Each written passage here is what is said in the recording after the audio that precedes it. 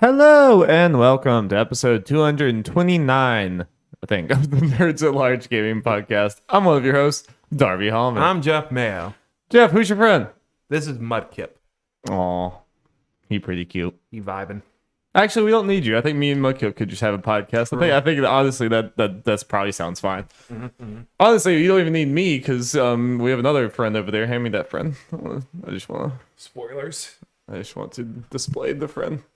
This is just a superior podcasting. Yeah. If you The Play Coco and Mudkip podcast. Yeah, just like you don't need. I'll speak for him, but you don't need to see me. This is just better. Better content. Simply better content. Wholesome. Jeffrey, Darby. how you doing? Pretty good. How about you? Oh, not bad at all. Not bad at all. We got one of the biggins today. One of the biggins of the year. Boy 2 is. Boy! I said boy! I hope they modify. Oh, wait. I actually have seen a Foghorn Leghorn mod for. Really? That is definitely something I've seen. That's amazing. For the first one. I definitely have seen that. I shouldn't be surprised. That's incredible. That's absolutely incredible. Yeah, we got Gods of War that we're about to talk about and a bunch of other stuff. Game Awards. Project L roster. Project L. Whoa, shit. Or at least, yeah, we'll get into exactly what it was. Lots of things to discuss. It's not many topics, but it's topics that I like. Yes. None of these topics I'm like kind of in, but I'm interested. The meaty They're ones. good. They're meaty. They got them, triple decker beef.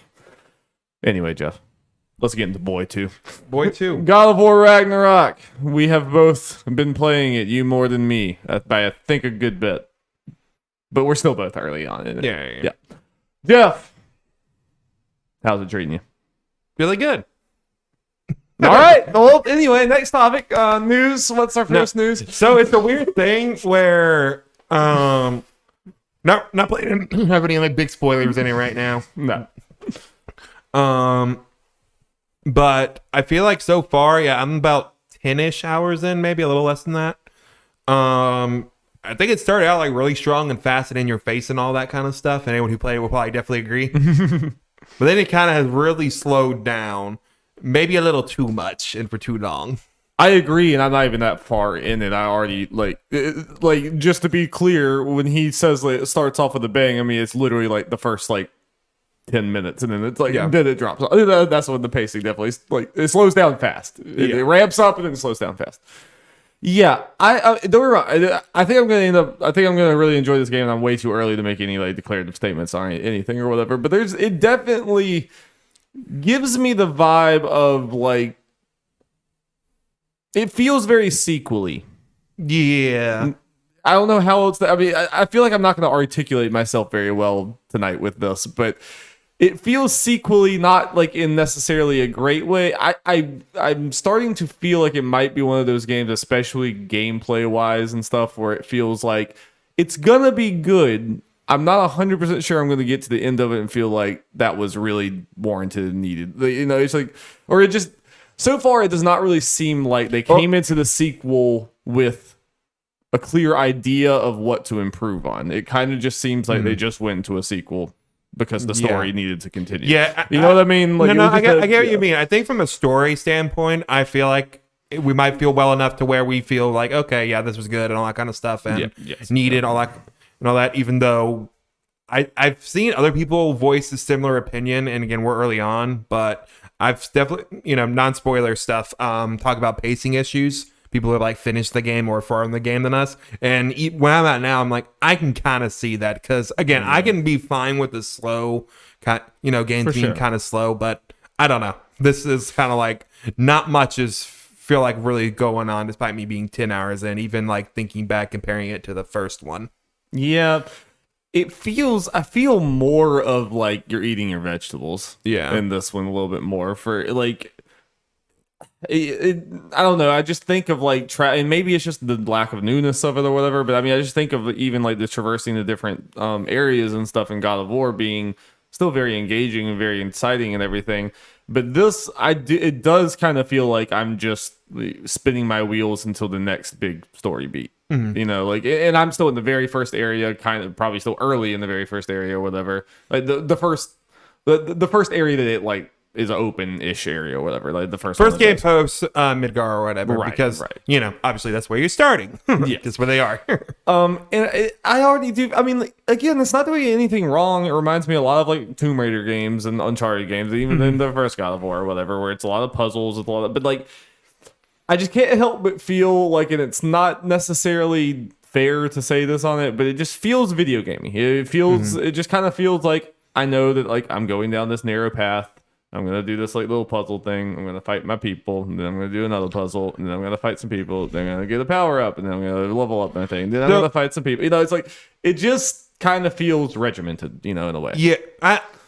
So I feel like a part of something with this game. It's like I know this kind of in the first game too, but I feel like a lot of and I think this will become clear as we talk about this and other, continue to talk about other Silver games.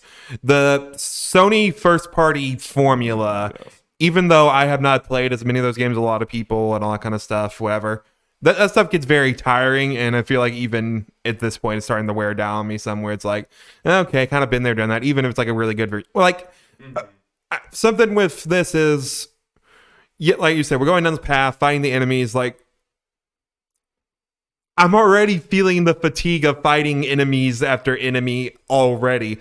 I will give it credit. It already has far more variety than the first game as far as enemy variety. And that's great for that. But even then, it's kind of like...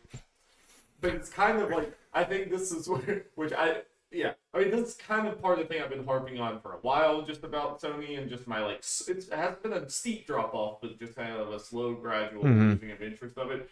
And I think part of why we feel...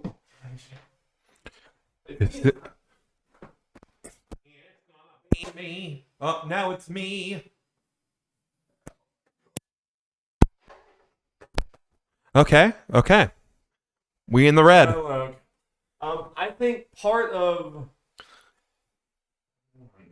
Hold on. I can't tell if I'm actually... Hello?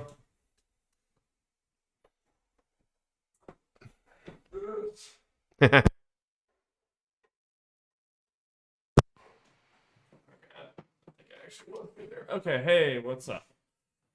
Anyway, as I was saying,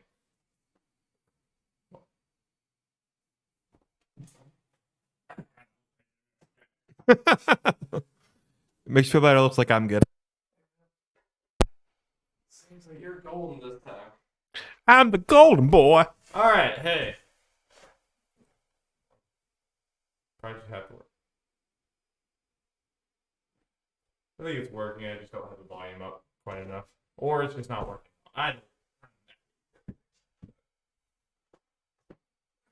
It's going great, people. Hello, check. All right. Hey. All right, just talk. I forgot what we were saying. Actually, you were the one in the middle of a thought. I was. Just started talking about something else. I'm sorry. God of War. Yeah. Yeah. Also, something with it is as far as the combat. I guess since we were kind of on that general topic, it trying to tell you like with the enemies surrounding you about like where they are and stuff. Not particularly the best. You know what I mean? Yes, yeah, and that was definitely a problem. Okay, I'm good. That was definitely a problem in the first one. Okay, sorry. I'm gonna go back to the thing that I was. Okay, hello, ladies and gentlemen. I'm sorry.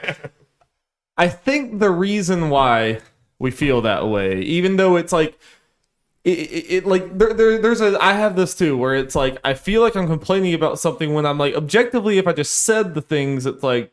They are doing there is variety. They are doing like you can point to this, that, and that, whatever. There are improvements, combat and puzzles and everything from the first one to the second one. But I think the thing that we're getting fatigue about is like more in the bones. It's more of the structure of the game, and the same thing with Horizon, same thing with like all the Assassin's Creeds over and over again, all these or whatever. Even when you change a lot of things within the structure of it, and you really see the improvements. It's just like when you're fatigued by the general concept of the gameplay or whatever, that's kind of something you can't really overcome by just, it's like if you don't want pasta, you can't overcome the not wanting pasta by just putting a bunch of shit in the pasta. It's still pasta. You know what I mean? And that's what I like. I'm gonna come to a weird point in this game where I think I really am going to enjoy a lot of parts of it, and it's gonna be one of my favorite games. You know, it's gonna be like really up there. It's gonna be really good. But I can't help but like, I mean, even the other day I could have played way more than I did, but I definitely got to a point where I'm like, I'm enjoying it, but I'm not like gripped. You know, I'm not like, I can't wait to get to the next section. There is some element of feeling like I'm just, you know, kind of gotta go through this to get to the, you know what I mean? Yeah. Like, which, like, I never felt with Elden Ring, like, to be like, as an example. I'm just like, that's just kind of what I'm getting fatigued by the same type bones of games over and over again. The games that interest me more right now are the ones that are like, I think, kind of going back to the drawing board on that, if that makes sense. It's like, well, it's also not always necessarily, yeah, but I agree with you. The bones, like, again, and it can be the way it's done because, you know, in going to another Sony first party game that me and you absolutely adored from beginning to end, Last of Us Part 2. Obviously, the way combat is different because it's a third-person shooter, but it's a very similar-ish style game, but I feel like we didn't have the same. Right. Yeah, and it can be overcome. I mean, there's a lot. It's a delicate thing. I mean, it's hard to put your finger exactly on, you know, like what my problem is with some modern games, and this just kind of feel like it's going down that route or whatever. It's just, it's not as cut and dry, and there's exceptions to the rules and everything. It's just, it's hard. But all I know is, like, you know, the other, like, I started playing a new character in Overwatch. I started playing Symmetra a lot the other day or whatever, and I was, like, really, really enjoying it. And there was, like, there's a part of me that was, like, I could play God of War, but I really want to go explore this with some, you know, it's like, there's just weird, there's just certain things in gaming are just pulling me more, and just, like, the kind of going down a linear path doing the things or whatever is not necessarily with us. But then Final Fantasy VII Remake is that, and I fucking love it, because you know, it's just, I don't know. I don't know. And yeah, I don't want to be too negative because it is good. It really is good. I like the story setup of this, even if I do feel like everything that's happened so far in Ragnarok, I will say, has been like to a T exactly very predictable, like, which is fine, but it's like, it feels like you could probably guess exactly the order of like the setup of this plot, you know, like boom, boom, boom, you know, like. So there is like an element of like just the mystery of it, like maybe being a little, I don't know, you know, it's like, yeah, I just like, I can't, like, I'm enjoying it, but I definitely, there's something in the back of my mind that's like, maybe I wanted this to be better, but I don't even know what I'm asking for with that. I don't know. Yeah, the weird thing, and obviously, yeah, everyone, you know, coming up to this saying this was going to be the game to beat Elden Ring, and we hold Elden Ring in such high regard, yada yada, and then reviews, you know, kind of saying like, oh, this is one of the best games ever, yada yada yada. Though I knew I was not going to think that, considering me and you love the 2018 God of War, but me, you don't hold it in nearly high regard as a lot of other people do. Yes, right, correct. Yeah, and I mean, that's like gameplay wise, there's a lot of people, it's like, if you enjoyed the first one, you'll probably enjoy this one, but it's also, I mean, I say that because it really does just in a lot of ways it feels like God of War, like, you know, God of War 2018 was half of a game, and this was the second half of the game in a lot of ways. I mean, it really does feel like you just pick right up where you left off and keep on going. And it's just, it feels, gameplay wise, it just feels safe. That's what I'll say. It just feels like a safe game. Yeah. Which honestly, you could say that about every Sony game at this point. Every AAA third-party Sony game, gameplay-wise, does not really take risks. Yeah. But it doesn't help. We were thinking like maybe expecting more out of the, you know, sequel that reviews well after playing Mario plus Rabbids, which did a lot of changes. Sure. Yeah. You know, depending who you ask, better or worse, but you know, I appreciate that they like still the same base. Like the basic bones of being, you know, the XCOM-esque strategy combat, but just like, here's all these crazy new ideas and things you can do. Yeah. No, that's true. I mean, that's a good example where it's like there's certain sequels and even sequel to a game or whatever, but it still like interests you or interests me or whatever. And then there's some others that don't. And it's just like it's interesting to parse what the thing is. Yeah. It's not always clear. Yeah, it's I'm interested to hear that you are kind of like I was wondering if we were going to be like very opposite on like how we were feeling about this. Yeah, again, I was thinking about bringing these thoughts, thinking you are probably going to feel similar. And if you didn't, it's because you're not far enough. Right. Because I know you. Yes, you do. You do. There was I mean, I already, from the little bit I've played, I'm like, oh, it's going to take me longer to beat this than I thought. Because, like, I'm not really up for I'm going to play this all day long. I could have played it all day long over the weekend, but I didn't. It's like, and I can tell I got to the point where I'm gonna go for a run. I'm gonna go do something else. So, yeah, I'm curious to see how long it's gonna take me. Because, for a different reason, it's like, I got a 4th game coming out. That's gonna because just in case people aren't following what I'm talking about playing. Well, I still haven't finished Xenoblade Final Chapter, but who knows how long that'll actually take. Mario Plus Rabbids, I'm a good bit into. Still haven't finished this, and now Pokemon is coming out Friday. Like, boy, I think it will be very telling, like, how I feel about this game compared to the other ones, like, depending on where I get drawn over the next little bit. Though I feel like what will help God of War, as far as me knocking it out, is the one where I would have to fear story spoilers. For sure. Yeah. But I'm sure you're gonna have a lot more excitement for Pokemon coming out. It's gonna be hard to not play Pokemon, at least at the beginning there. That's understandable. Like, you do what you need to do. I mean, I'm gonna have a weed cat.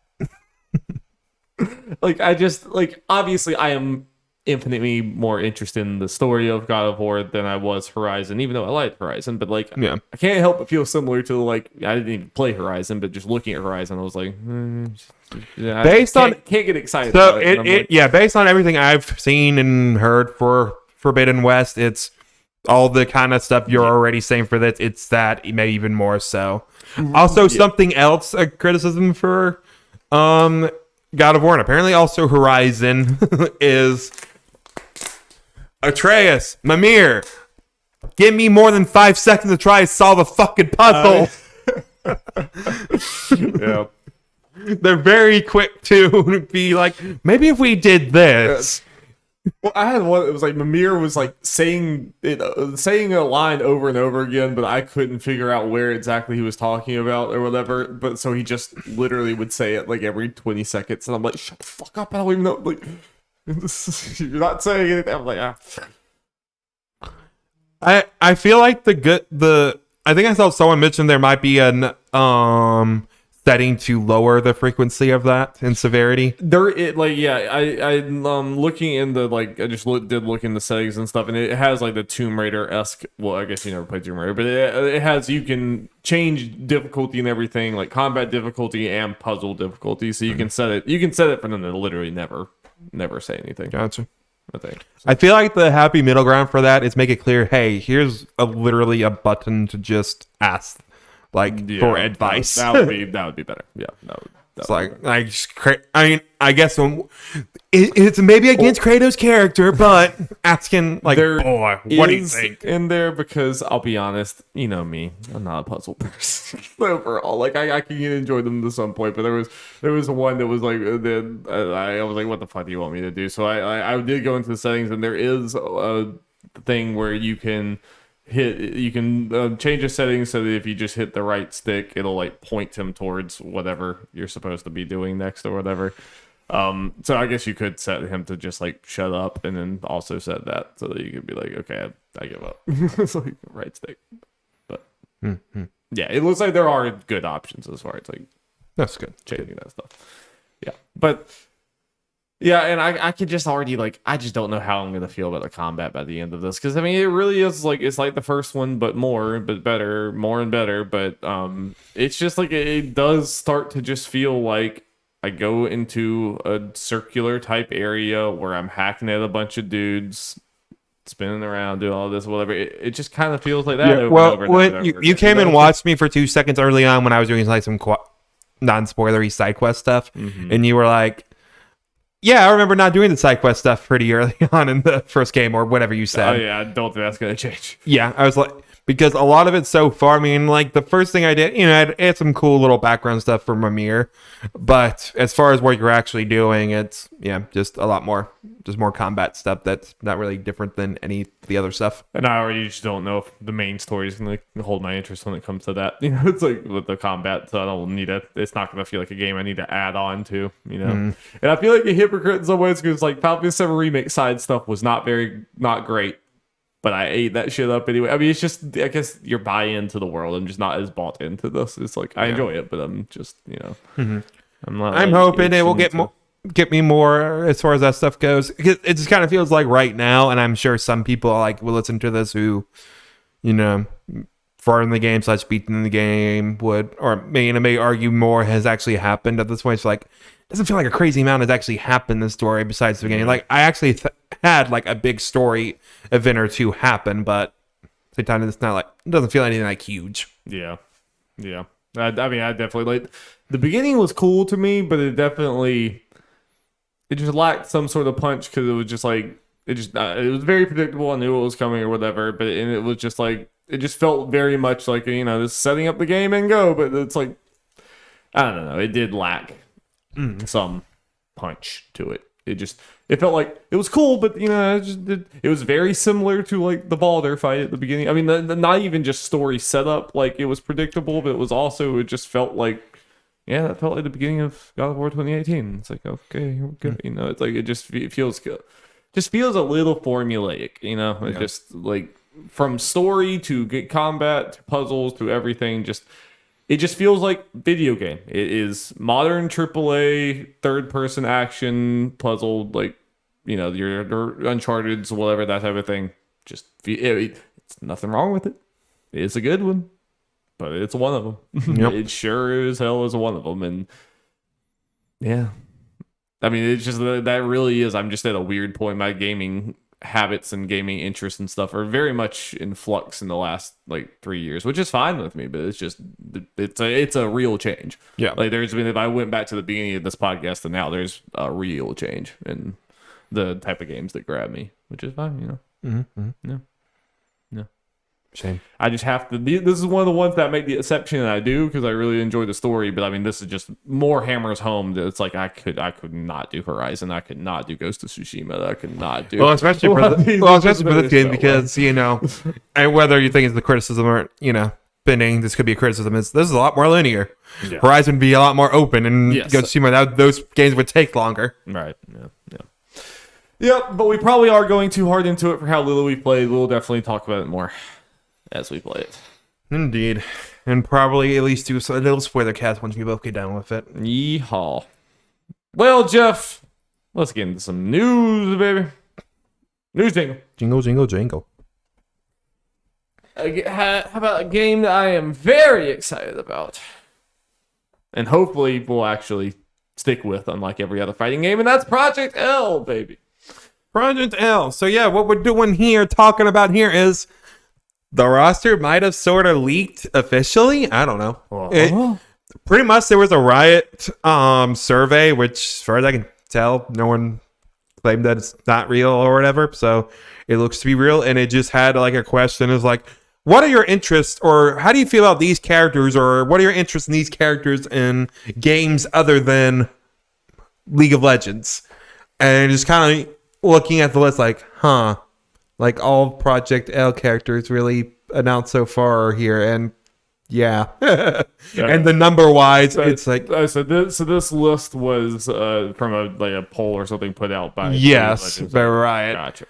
It's kind of at the very least, if this is not the roster to Project L, this is at least a list of characters they are very much considering. Probably a lot of these will be. Yes, if it's not. Yeah. It's like however many probably all the characters they have ready so far are on this list. And then probably some they might be looking at beyond that. Because we don't know how many characters they got done /playing. But they were also, one time I was playing League of Legends earlier this year, there was like some weird thing that popped up that was like, how do you feel about this character? What kind of thing do you enjoy the stories of this character? Do you enjoy? I was like, what the fuck is going on here? Yeah. But like maybe they were doing some weird polling with that.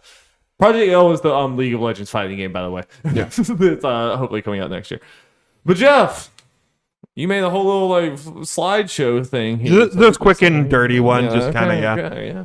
Well, we love a good Jeff slideshow. Yeah. We love it. Yeah, just going down the list. I figured I'd have this to help partly me and anyone in the audience to have some visual representation of who the fuck these characters are. Yes. So let's go through them. Darby can give us little tidbits as far as like these obvious ones or these like surprising ones, and maybe some moveset ideas. Nothing too crazy. First one, Akali. Yeah, I've not done any prep at all, but yeah, Akali was one that was absolutely going to be in there as one of the like poster people, one of the KDA pop star members. Yeah, she was all of the above, everything. So she was definitely going to be in there. She's going to be very cool. She has like dual blade, like rogue type person or whatever.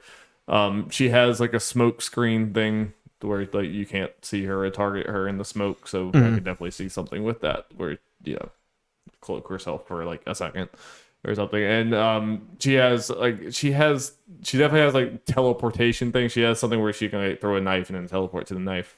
So I could definitely see like a stage clearing. Yeah. Throw a knife and teleport over there or whatever. I think she'll be a somewhat typical like slasher type. Nice. Like just probably like I don't know what they call it in fighting game terms, but fast. Maybe like Melina-esque with maybe a little. Yeah. Well, even she has a teleportation, so yeah, Melina-esque. Yeah, probably Melina-esque. Yeah. Look at that mask too. I mean, come on. It's just. I think we'll get your main here. I mean, she might be. Yeah, she might be up there for sure. For sure. I'm terrible with her in the actual game, but League of Legends. Irrelevant. Probably a lot of the characters I play will not be in here because I doubt many of the healer supports are going to be in here. But.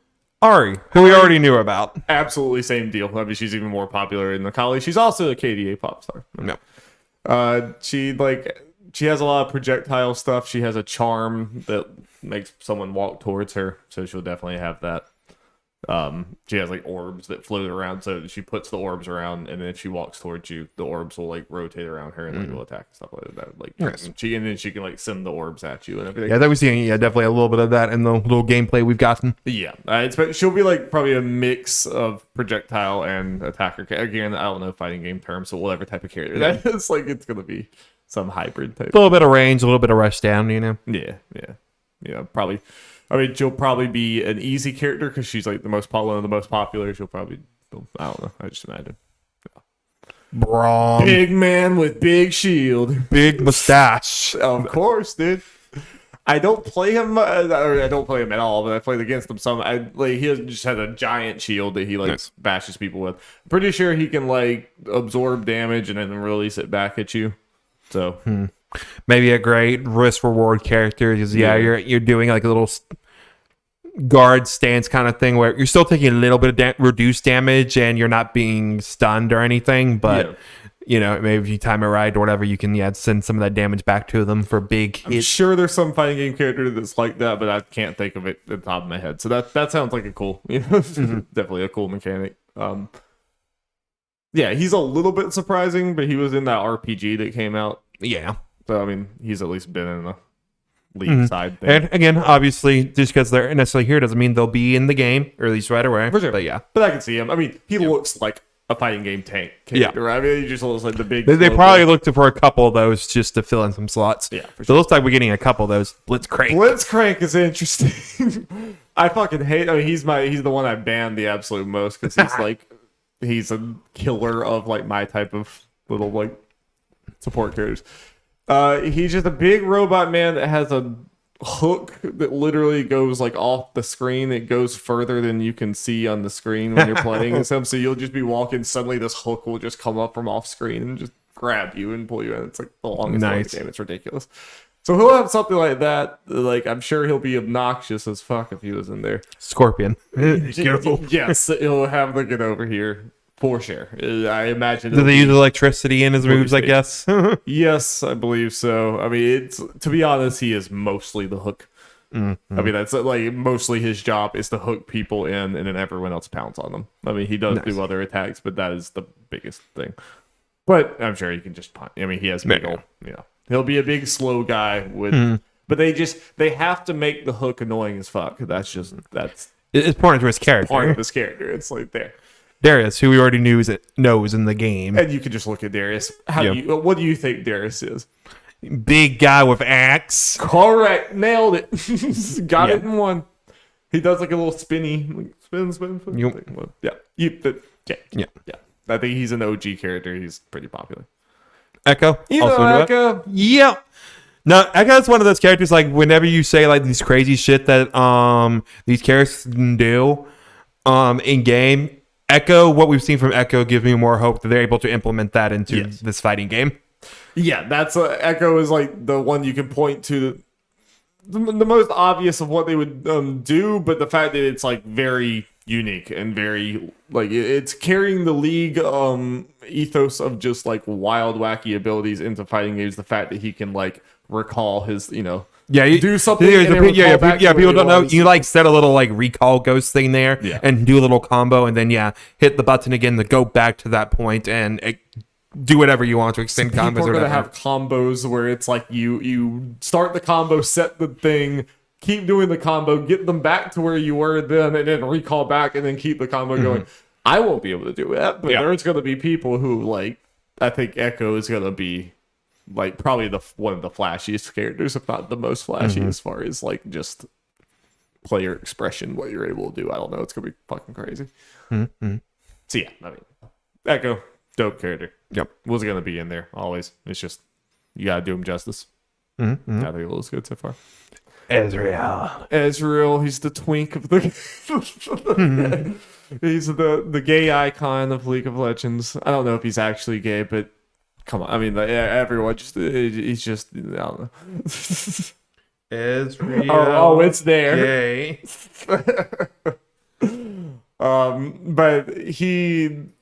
But I think he'll just be a very fast character that he has a lot of projectile stuff. He has something where like he sends this ring out on you and it like attaches to your character, and then his next attack after that does a ton of damage. So I think he's going to be somewhat of a setup. He's going to have something where it's like if he's able to hit you with that, then it's like you better dodge, because if he hits you again, it's going to do a lot. Yeah. So. I don't think it's gonna be the craziest moveset or whatever, but I mean that in itself is interesting. Like it's kind of one of those. It's like if you play Ezreal, you better be able to like take advantage of that. You better be able to get two plus hits on because of that. Cool. Alawi, I love Alawi. She's big. Yep, already announced. Big tentacle mommy. Let's go. Yep. I think she's going to be really, really cool in this, because she, in League of Legends, when you're walking around the map, she summons tentacles just randomly around her. And then she has a bunch of abilities that can make those tentacles do things or whatever. And like, yeah. So I don't know if it's going to be random like that, or if she just, somehow she's going to put tentacles down and then like be able to, you can do attacks where you attack them and then all the tentacles. So she's going to be like a probably zoning, like situational thing.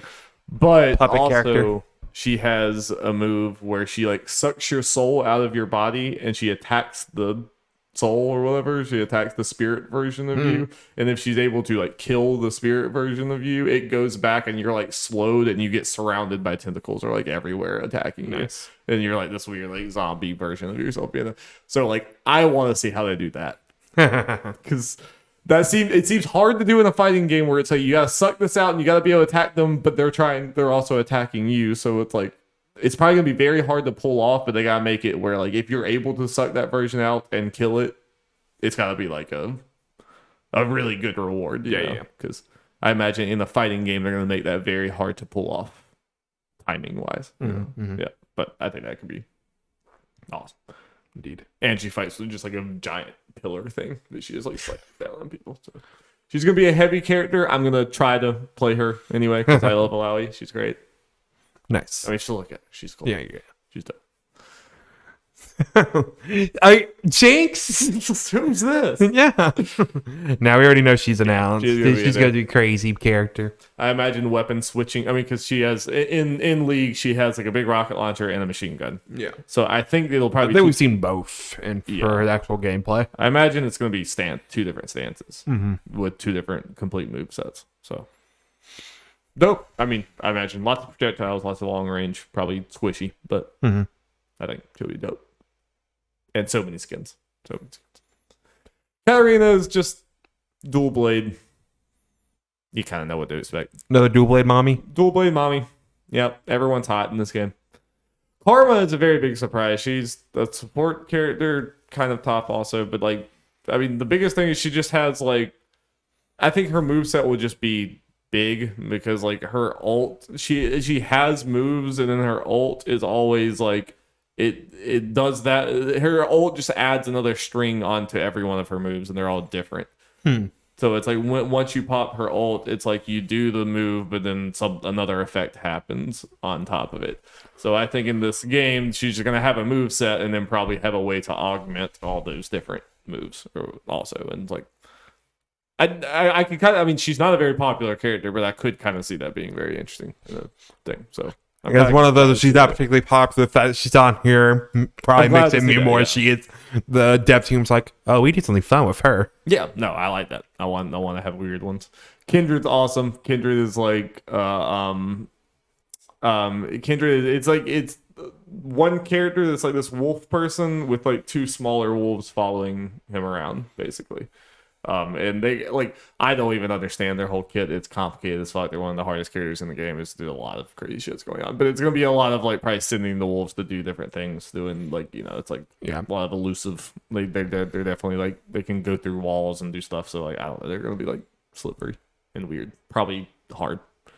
But let's go. Yeah, Lux is also probably top 3 most popular characters in the game. One of the ones I play. She's pretty simple.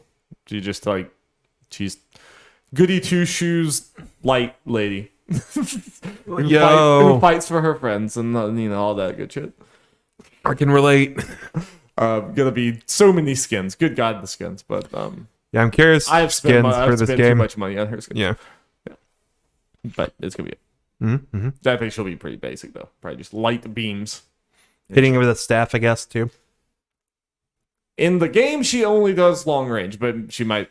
I gotta imagine they probably will. I'm sure they'll have. Everyone will have close range combat, even if they don't. Yeah, but so probably. I mean, she'll probably be not the show though, but just some sort of like very balanced, easy beginner character type thing is what I would imagine. But she had to be in there. Ringar's a surprise. He's just big monster man. Let's go. I mean, you could probably. I mean, he's. I'm sure he has other abilities. I don't know that much about him, but. He looks dope. I mean, it's like it's like a little sword thing and then claws. Let's go. Yes. Yeah. No. I'm surprised. I'm a little surprised. I'm surprised it's him and not Warwick. It might be both. Yeah. I think the thing with that, is that maybe they're obviously having spoiler advice is coming up. Like Jinx and Vi, obviously for media, and then say some of the other arcane characters for later, closer to. Yeah. We don't know that Warwick was an arcane character. You're right. You're right.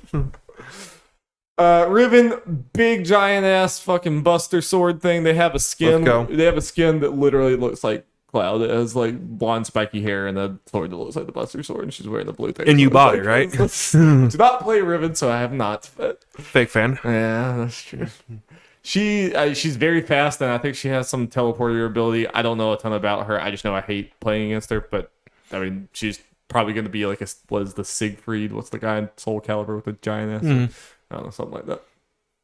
Yeah, she's cool. Senna's dope.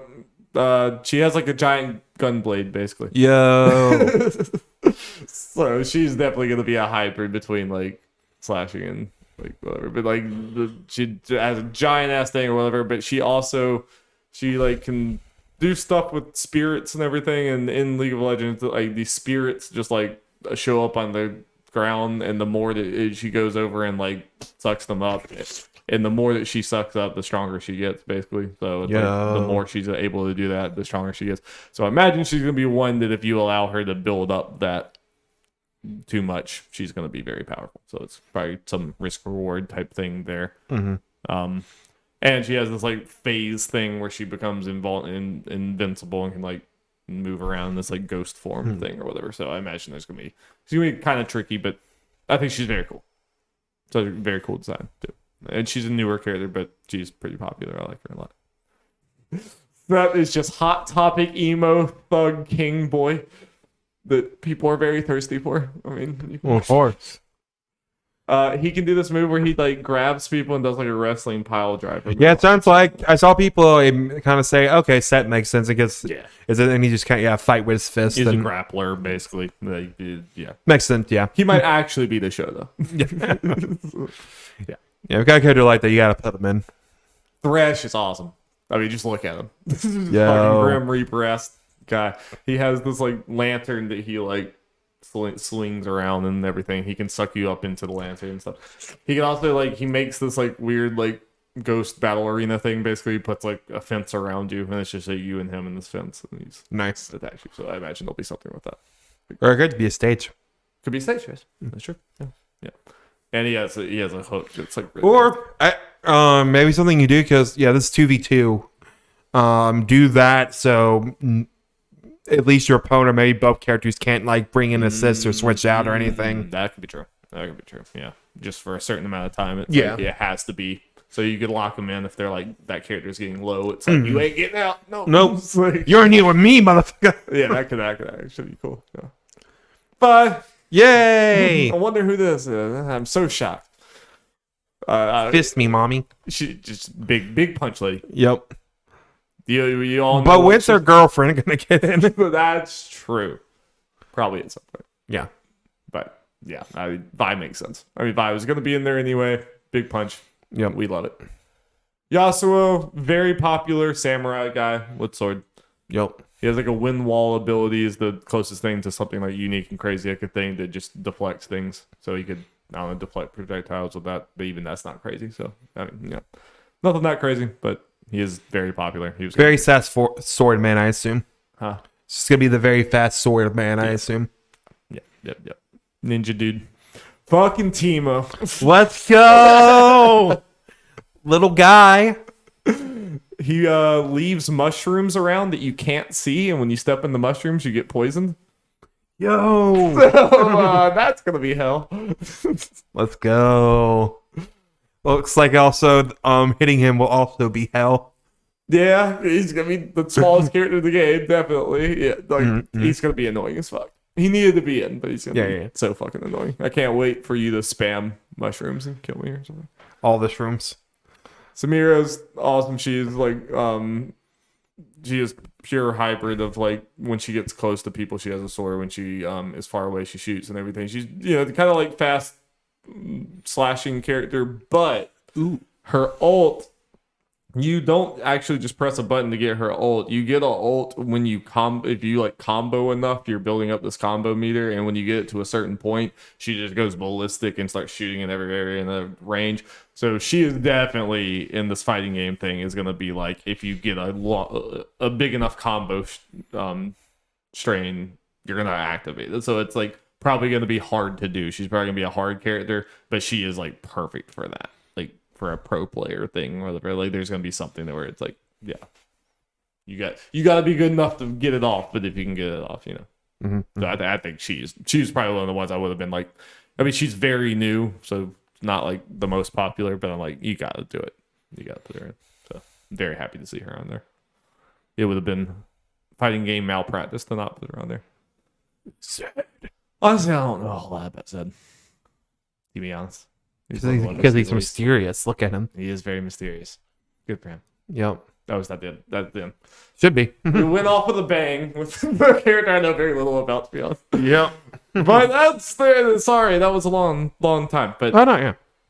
Yes, so you pleased if like this is the first 23 / starting roster, you'd be pleased? Yes, I am. I mean, it's a lot of the ones that you would, and it makes me feel even better about it being the real one because there's a lot of the ones that you would expect to be on there. It seems like the obvious one, but then even you saying a couple ones like not necessarily like the most obvious. It may not even the most surprising, but like makes sense more from a gameplay standpoint than it may actually character popularity standpoint. It's like not obvious, but it doesn't just seem random. Yeah. It seems like okay, probably because they have this and that. Yeah, you can see how you can be like, okay, I can see why they want to translate this into a fighting game. Right. Yeah. Make a moveset out of this.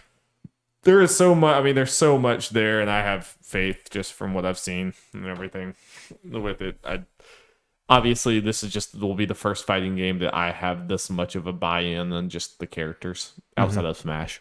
So, and just the fact they're trying to make it a little bit more accessible input-wise. It sounds like they want it to be more like you hit just buttons on cooldown, more than combo strains. I mean, they're even like it's like all the abilities are just like this direction and a button. I'm like, thank God, please.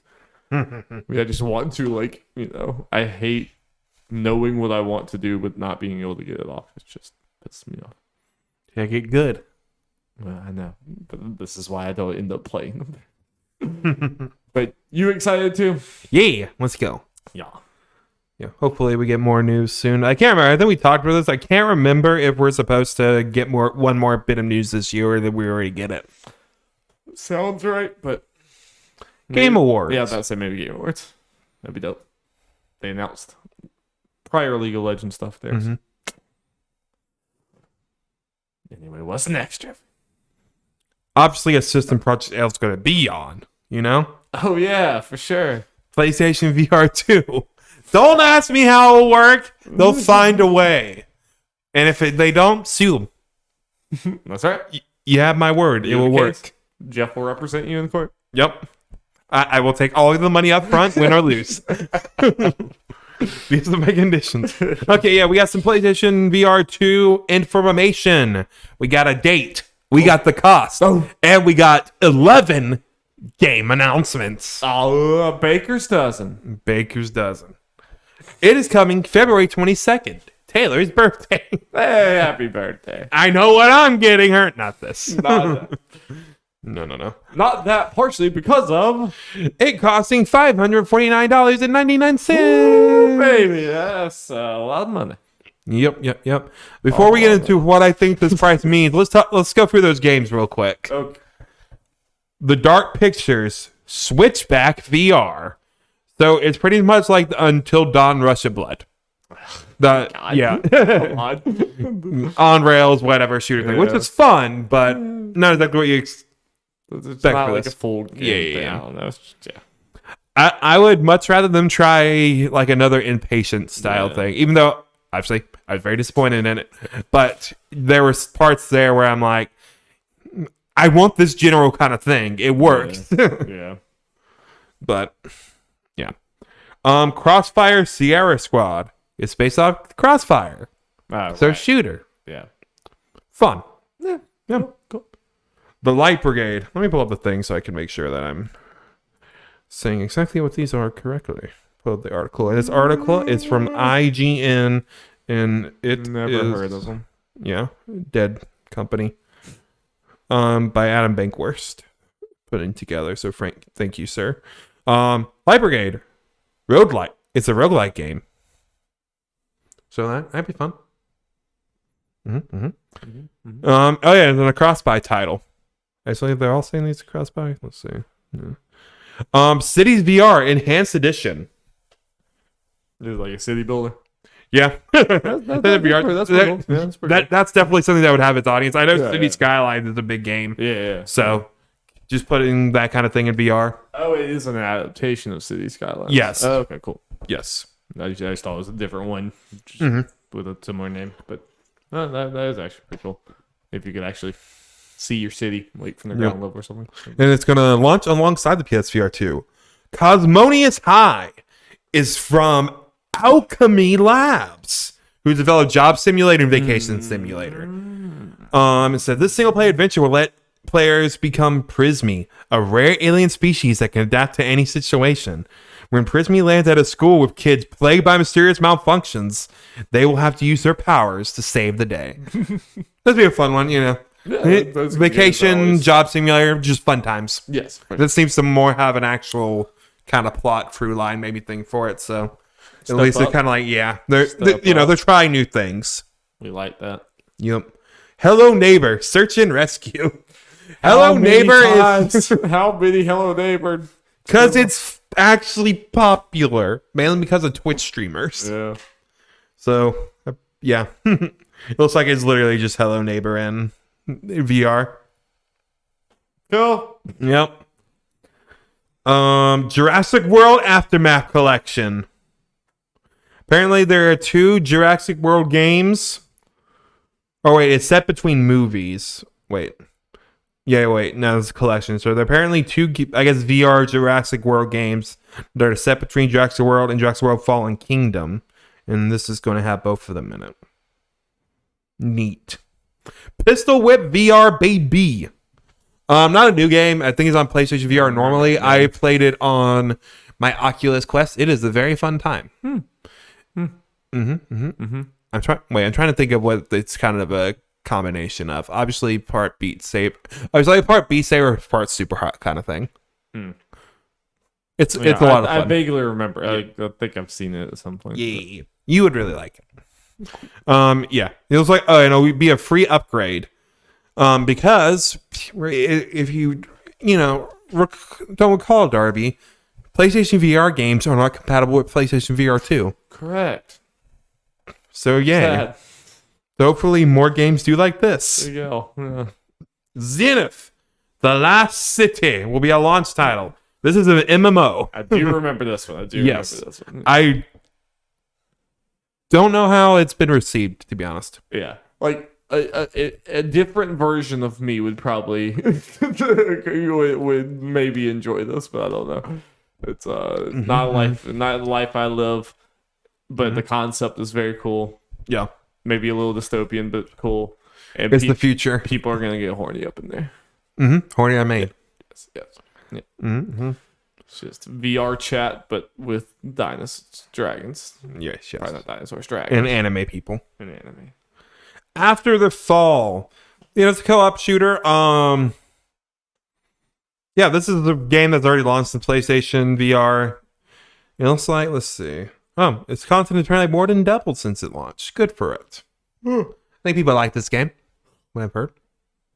It's a, just a post-apocalyptic shooter or whatever. So yeah, sorry, not I've immediately seen my these thing. games, Jeff. I did not know. Sadly, Yeah. I'm sorry. Tentacular from Fire Punch Games, charming VR game about a gigantic but good-hearted tentacle beast trying to figure out its place in the world. Aren't we all? True. Physics-based adventure includes a story filled with heart and humor. Yeah, that's one of those things that I'd probably enjoy. Just going, befriend a little tentacle man. Big tentacle man. Jeff and the tentacles. Yep. And that is it as far as the games they announced with this. And then obviously Horizon Call of the Mountain and Resident Evil Village is coming with it. Upsetting lack of Astrobot. Yes. Even though I want them to be doing something else anyway. But Yeah. Plus then it's like, well, that's on there. That's like, that'll be something I actually want. And won't be able to play because I'm not getting this. No. For $549, no. So, No. based on the pricing and the games that have been announced for this, my expert opinion is I don't expect this to do particularly well. No, me neither. The whole thing that Sony always had was that it severely undercut all the other VR headsets, and that's obviously not the case at this point. No, it's cheaper or more expensive than the Meta Quest 2. I think that's a death blow. I mean, because you also don't have. It does. I mean, the Meta Quest has many years on you. Number one, of just building up a library, building up relationships with people, whatever. It has Facebook money behind it and everything. And just like, I'm still not convinced that Sony is just really going to view this as a big pillar of their business. Just like, I never felt like PSVR really got there. I mean, it got enough attention for Sony to get by and be, fairly good as far as commercial sales or whatever, but like it just had a lot going for it as far as being like the cheaper option and everything else. Like this is expecting a level of buy-in and attraction to the product, not just the deal, that I don't think is going to be there. Well, plus it's tied to a PS5, which is another $500 or whatever, and you can't find it. So you're looking for a total like over $1,000 total investment in this. Well, and this talking about game category, like a game catalog standpoint, is like, well, most of the games on here are on a lot of the games on here are on the Quest. Yeah. Or I don't know if Cosmonious High has been announced for the Quest. I can promise you, if it's not right away, it's going to be on there within the year. Yeah, because Alchemy Labs or games or whatever are big enough to where they don't need the check necessarily. It's like, yeah, sure, we'll be exclusive to you for a little bit, but then we're going to go to the other one and rake in some more money. Right. Yeah. Because people see, oh, Job Simulator, that's a fun time. Yeah, sure. And this headset is still completely hardwired, right? Like, yes. It has no option. One cord. But yes. Yes, that is better. But I mean, unless you were like really you just want the top line experience or whatever, every single person I would tell them to get a Quest because you can do both. You can hardwire, you can hook it to a PC if you want. Well, you have the Quest library where you don't need to be hooked to anything, and even if it's like, okay, yeah, you need to be hooked up to something, like, well, yeah, still one cord. That's what I mean. Yeah, and then hook up, to the Steam library. Yeah, you just get both, but you also like you can hook it up if you need to run Half-Life Alyx and shit like that or whatever better or whatever. But you can also just fucking play a lot of games. I mean, the potential reason to, at the very least, look at the PlayStation VR originally over other ones were because of it at least has some exclusive games, and you had like the Sony looking in the back. It's like, okay, we got this Horizon game. What about beyond that? And let's all be honest with ourselves. That it looks like the type of bite size. We took this big IP, handed it to some small studio, and like I think it is made by Gorilla. Make a little, or just a subset or whatever, and just make this little, like, carve out this little experience for VR. And I don't think it's going to be anything more than that. I mean, it really just feels like, oh, we have this new system we have to sell. Fucking do a Horizon. I mean, I'm not sure like all you're doing, but I think you're literally just going up a mountain and stuff is happening as you go up. I mean, it's the type of thing that was neat in fucking 2014 or whatever the hell, whatever, when the first VR stuff was coming out. We're kind of, should we be past this? It's like, I just can't get excited about it. I mean, it's fine to exist, but it's not a system seller. I think when we're getting stuff like Half-Life Alyx and even like, Resident Evil 4 VR and even Resident Evil Village getting a VR mode, it's kind of like, I'm just not sold that Sony's going to put in the no. To do it. And I think that price is just going because it's going to be. They literally shut down one of their big VR studios. Everything they did, like the way they behave as a company, the way they're still behaving, acts like they were done with VR and are ready to end this. And then they just announced it. It was like, this was like the most blindsided I've ever been by an announcement was when this was announced. I know when they were like, people were talking like, oh, we should get PlayStation VR 2 soon. And you were like, should we? Is that something Sony would want? Well, so many of the exclusives were like not being exclusive anymore. It just seemed like everything was like closing up shop. Like, all right, it's been fun, guys. And then, like this, it just felt like, I don't know. It just feels like this is not.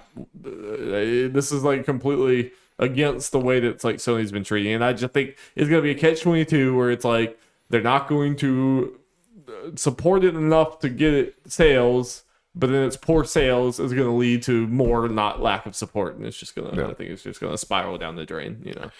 I mean, I'm not.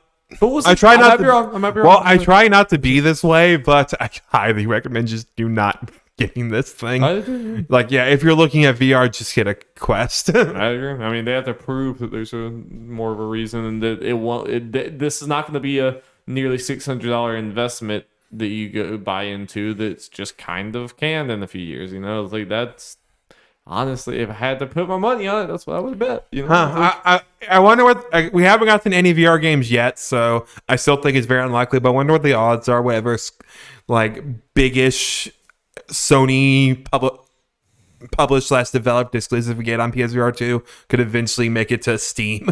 To be played on those headsets. Probably most of them. If they're not Sony made themselves. God, if we did an Astrobot game and that came a couple years later, I'd be like, fuck yeah, let's go. If what? No, I'm sorry. A new Astrobot VR game. Yeah. But that one might not because Sony IP, but who knows? Those are the ones I'm talking about. Like, hey, we're getting their other games. Like, especially if this fails, like, well, we might as well get some money out of this. Yeah, hopefully. I think at least the Astrobot Rescue Mission will just be lost to time, unfortunately. Shame. We'll see. The best Sony game released in 2018. Yeah, I said it, bitches. Oh, shit. He's stirring the pot. We're also going to stir the pot by me being a Nintendo fanboy. Let's go. No, you never stop doing that. True. We got Nintendo Quarterly Report. Don't have a lot of as many things, but we have the highlights. So let's talk about them, shall we? We shall, Jeff. Switch hardware sales, they are at 114.33 million. Is this right under it's the Game Boy Color? One of the Game Boys is about to, if not already, because all the sales we're talking about, they ended in September. So we still got a couple more months. So it's about to be Nintendo's second highest hardware ever, just behind the DS. Which, I mean, that's hilarious because we're talking about like a full console versus like probably half the price handheld thing or whatever, and it's going to pass the handheld too. It's wild. Wild. Splatoon 3.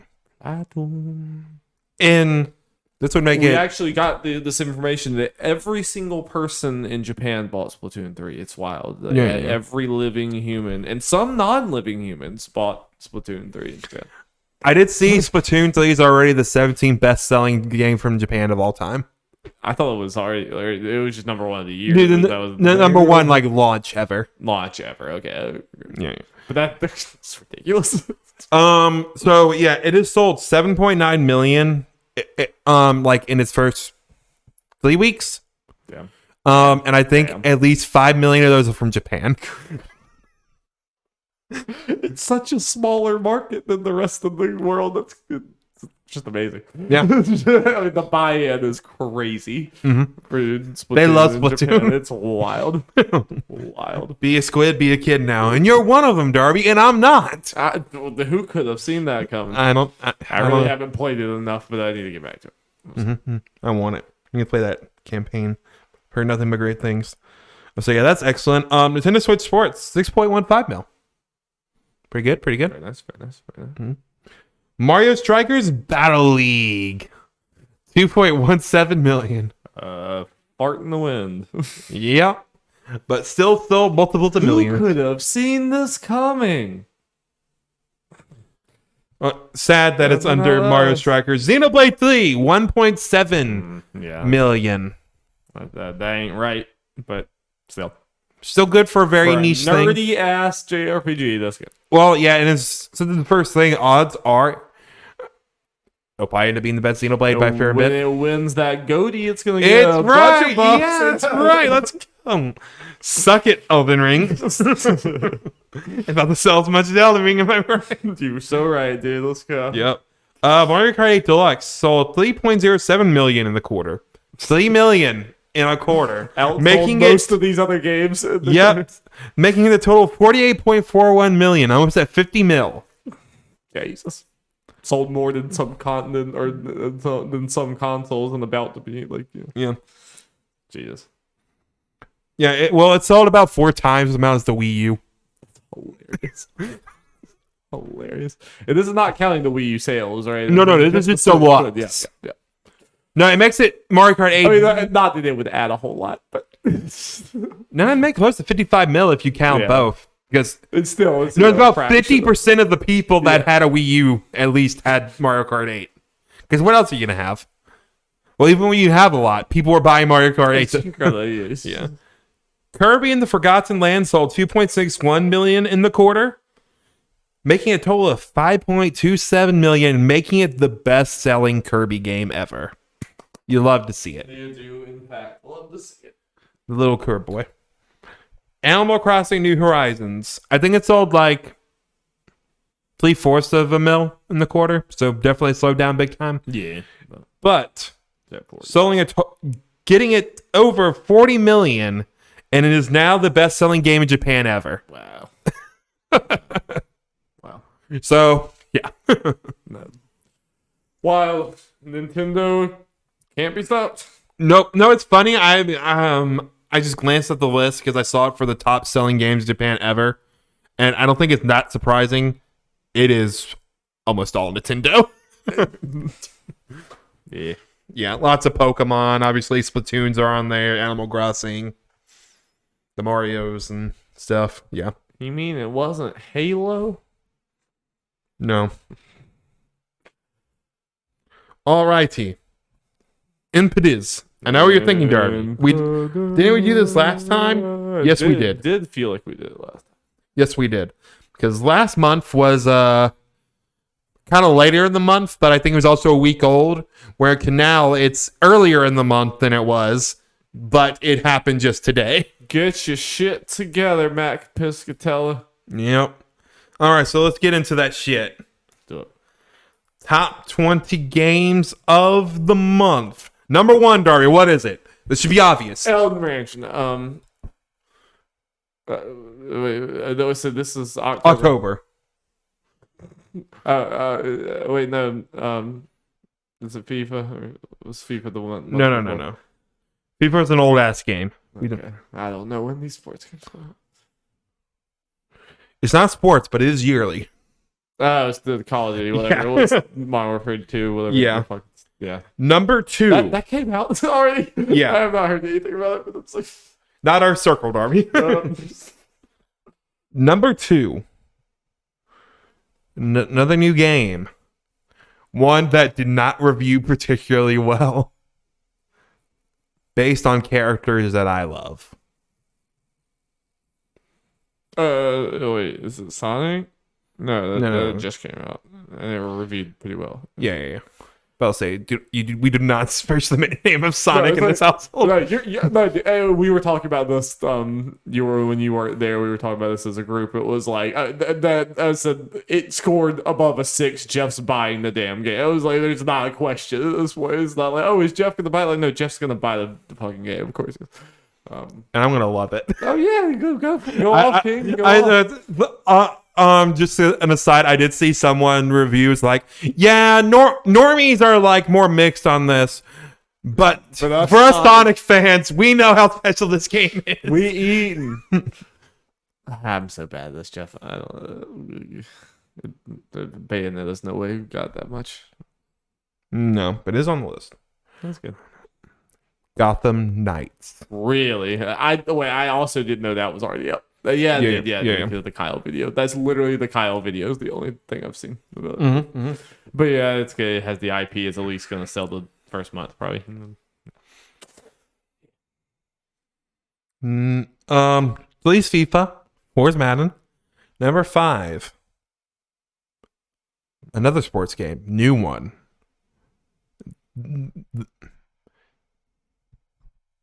The other big NBA. No. We had the show, or not the show. The NBA 2K also. That's at number 8. There are other sports.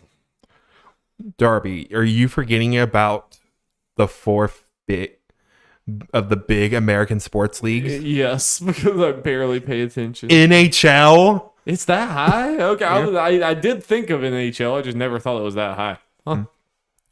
Good. Number 6 should be higher. Lovely game, one that you've dipped your toe into. Mario plus Rabbids. Yep. Yeah, let's go. Nice. Number 6 should be higher. Bayonetta. No, Bayonetta. I'll just say number 9. Yeah, it's pretty good. Okay, this will be the last one I ask you about. There are more new games, but we'll just talk about those. Number 7, coming up from 291. A game me and you both love.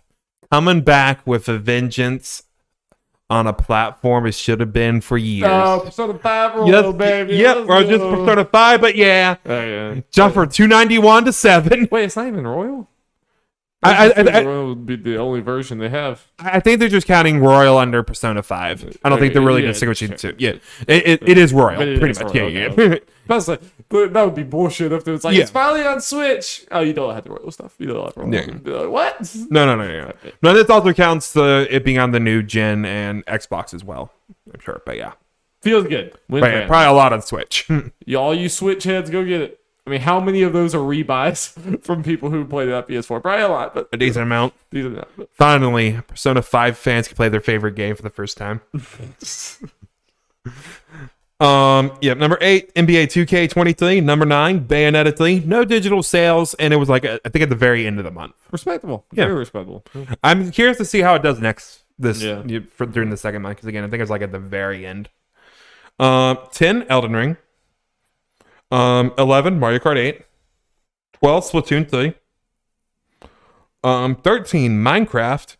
14, Star Ocean: The Divine Force. Charting. Yep. Wow.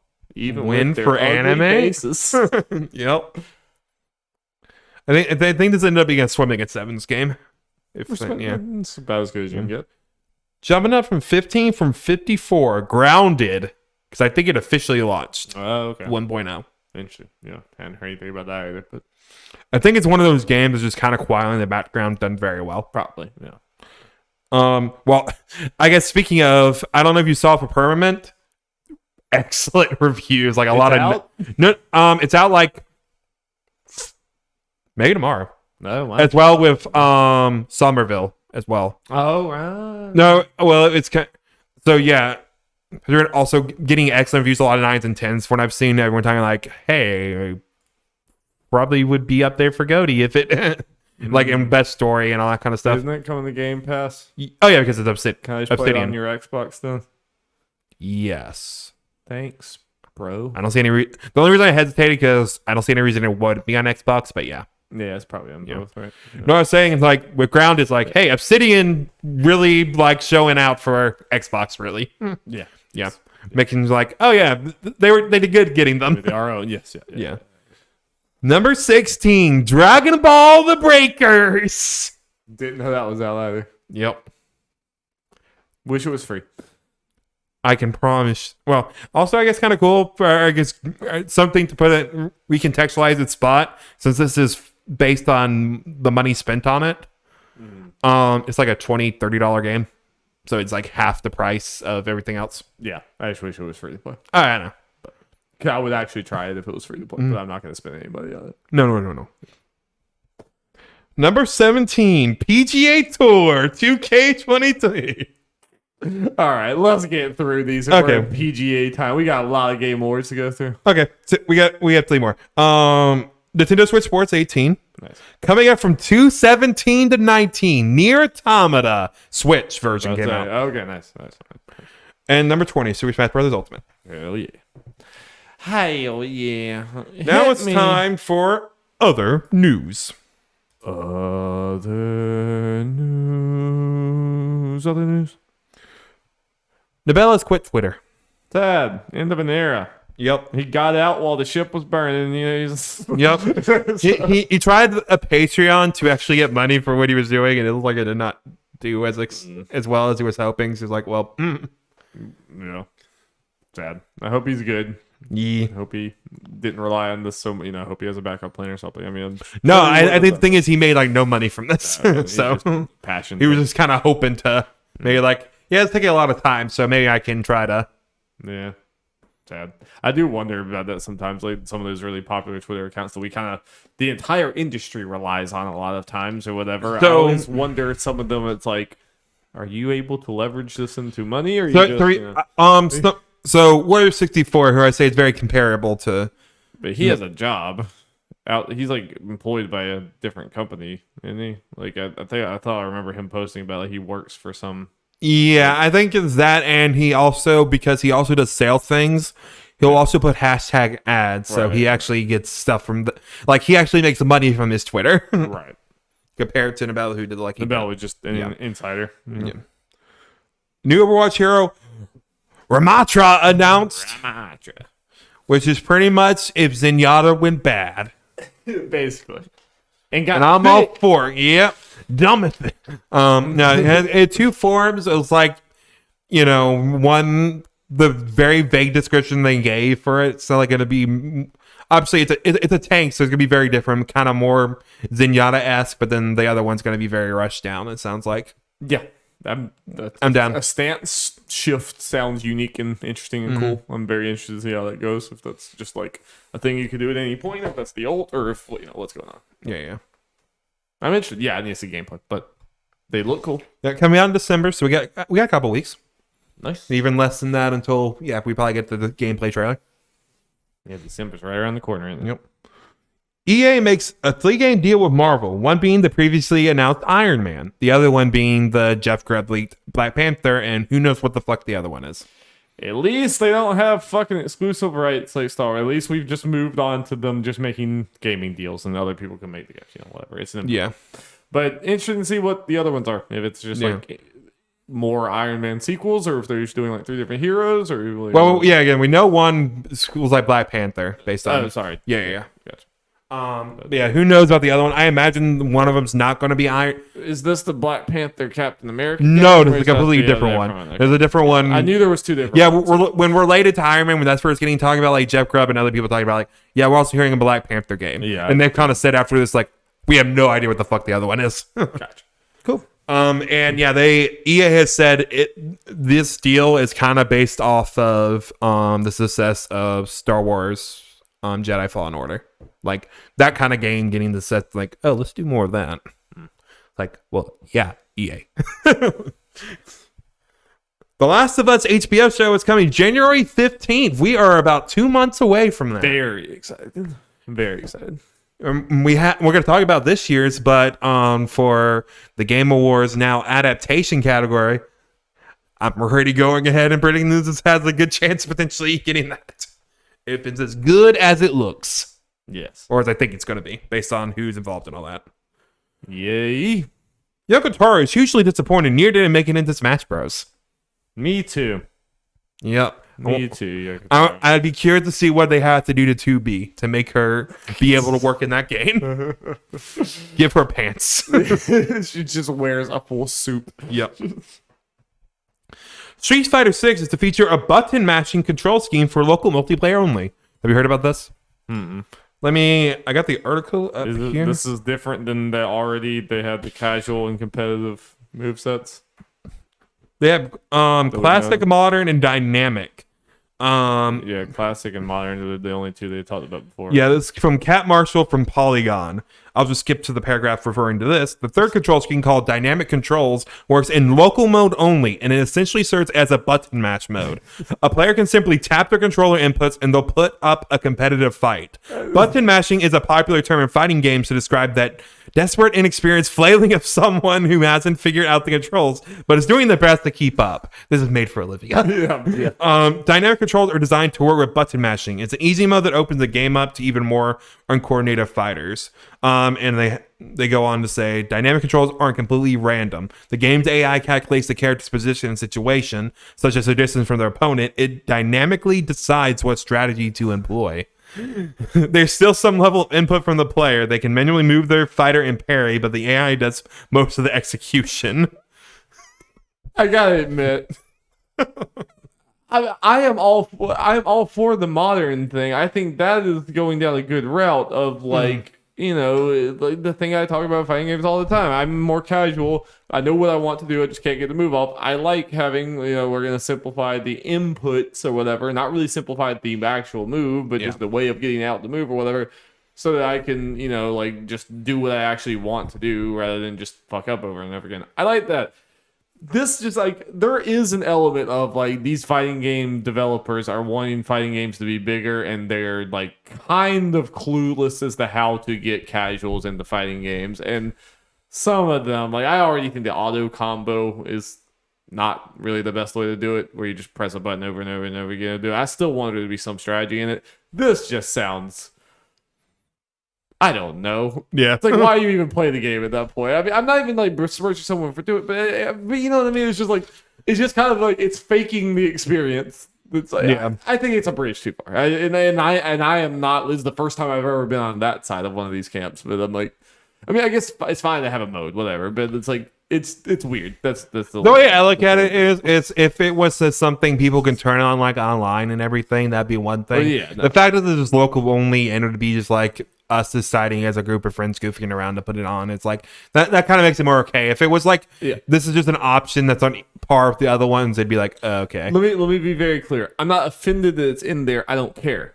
I don't have to use it. It doesn't bother me it's in there. I want to make that clear. I'm just saying from their standpoint of if they think that this is the thing that's going to crack this open, I don't think that's right. Yeah. I think this is just too far. I don't think this will work. I think this is just going to be kind of weird and laughed at. TBH. I don't think this is really going to work for what they're trying to get. But maybe we'll get someone who does this button mashing, sees cool shit happen, and then delves deeper from there. Maybe I already think modern does that enough. I don't think this is necessary. But again, I don't care. It's fine. I'm probably not going to play the game anyway.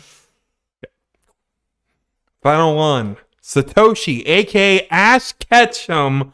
So who? That boy's name's not Ash? In Japan, it's Satoshi. Oh, okay. I thought like his actual name was Satoshi this whole time. He just went by. All right. Anyway. Yeah. Beats Leon to become the world's best Pokemon trainer. The boy did it. Congrats. This 10-year-old, it took 25 years to do it. The very best there ever was. Yeah, all the feels. Everyone can win one Super Bowl, you know what? Yeah. He's very mid. He's just, I don't know. He's just, you know. And you gotta win 7 to earn that. And could this be the end of the Pokemon anime? Or at least probably not all Pokemon animes. No, but maybe this Pokemon anime, yes. Maybe they haven't announced the next season, which they normally do by now, which is suspicious. Are you gonna look me in the eye and honestly think there will never be another Pokemon anime? No. From now to the end of the time. Oh no! But like this thing that's been going on since that might be literally you've been born. Yes, no, I agree that's over. That might be over. There will be another Pokemon anime. There might be a gap. There might be like a year or two gap, but if it's the most lucrative IP of all time, they're not going to stop doing shows. But if you're someone to ever watch the anime, watch that final battle. You owe yourself that. All the feels and nostalgia. Hell yeah. Let's go. Happy for you. All right, Jeffrey. We got a lot to go into, and we're already long in this podcast. We got to get going on our main topic. The Keeleys. The game. Keeley done did it again. Yep. We have the nominees. So let's go through them and be upset. I'm going to start from the bottom and go all the way up to the biggin. The game of the year. The biggin. Best esports team. Yep. The biggin. Yep. Alrighty. Best esports event. I said from the bottom. I didn't even watch Worlds this year, so I can't even have my League of Legends. I didn't really watch it this year. So. Yeah, it was like Evo, the League of Legends World Championship, PGL Major. No comment. I don't know. It is the same ones every year. Valorant Champions. I heard Worlds was very good. I should probably go back and watch it. I have watched it in the past. I don't know why I didn't watch it this year. But Best esports coach. Skip. Best esports team. Skip. Best esports athlete. I can't even do it this year. Like I used to be able to do it. I can't do it this year. Best esports game. Is there anything crazy on here? Nope. Just literally the same thing as always. Cool. League of Legends. Most anticipated game. There it is. There's the dumb shit we need to delve into. Recognizing an announced game that has demonstratively illustrated potential to push the gaming medium forward. Now, Jeff, right now, do we have any contenders for will be on this list again next year? Do we have any of those? Like the ones that will get delayed to the point where it doesn't come out this coming year? Maybe one. Okay. I feel like we're good. There's a decent chance. No, actually, no. I think we get all of them this year. Okay. Well, let me know if you think otherwise, sir. Okay. Final Fantasy 16. Nice. Supposed to come out this summer. They pretty much said it's about. I think that one's good. Hogwarts Legacy. They already have an early date. Yeah, they did. Yeah. Resident Evil 4. Yeah, early. Yep. Starfield. Could. It's supposed to be for early, like the first half of the year. Is it? Okay. Yeah, so probably not. Yeah, there's a lot of earlies in this one. Yeah. And Legend of Zelda: Tears of the Kingdom. God, I hope not. They have a date. Hope it's fine. So I believe it's at least coming out this year. I feel like hasn't that been a thing in past Game Awards that there's been games that were voted most anticipated and then were on that hadn't come out by the end of the next. I'm almost certain that's happened. I think it happened. At the very least, this is probably the first year. This is very early. Where every game has at least, most of these have like a straight up like a date, if not just the general early time period. Yeah. Because again, Final Fantasy 16, I think, is the latest for a time period announced, and it's summer. Right. And it's sounding pretty good for that. So we're doing our pick and predictions. Yeah. Just looking at Breath of the fucking Wild and Breath of the fucking Wild. Yeah, I agree with that for both. Yep. Oh, wait, it's not even Breath of the Wild. Tears of the fucking Kingdom and Tears of the fucking King. Best adaptation. Recognizing a standard creative work that faithfully and authentically adapts a video game to another entertainment medium. Darby? I realize I could put this on the screen, maybe. I don't know if I have to go along with you, but it could be good. I don't know. We'll see. I think it's funny for me to read some of these out loud to you. Okay, yeah, sure. Okay. I was thinking for the people, but whatever. They can look themselves. Anyway.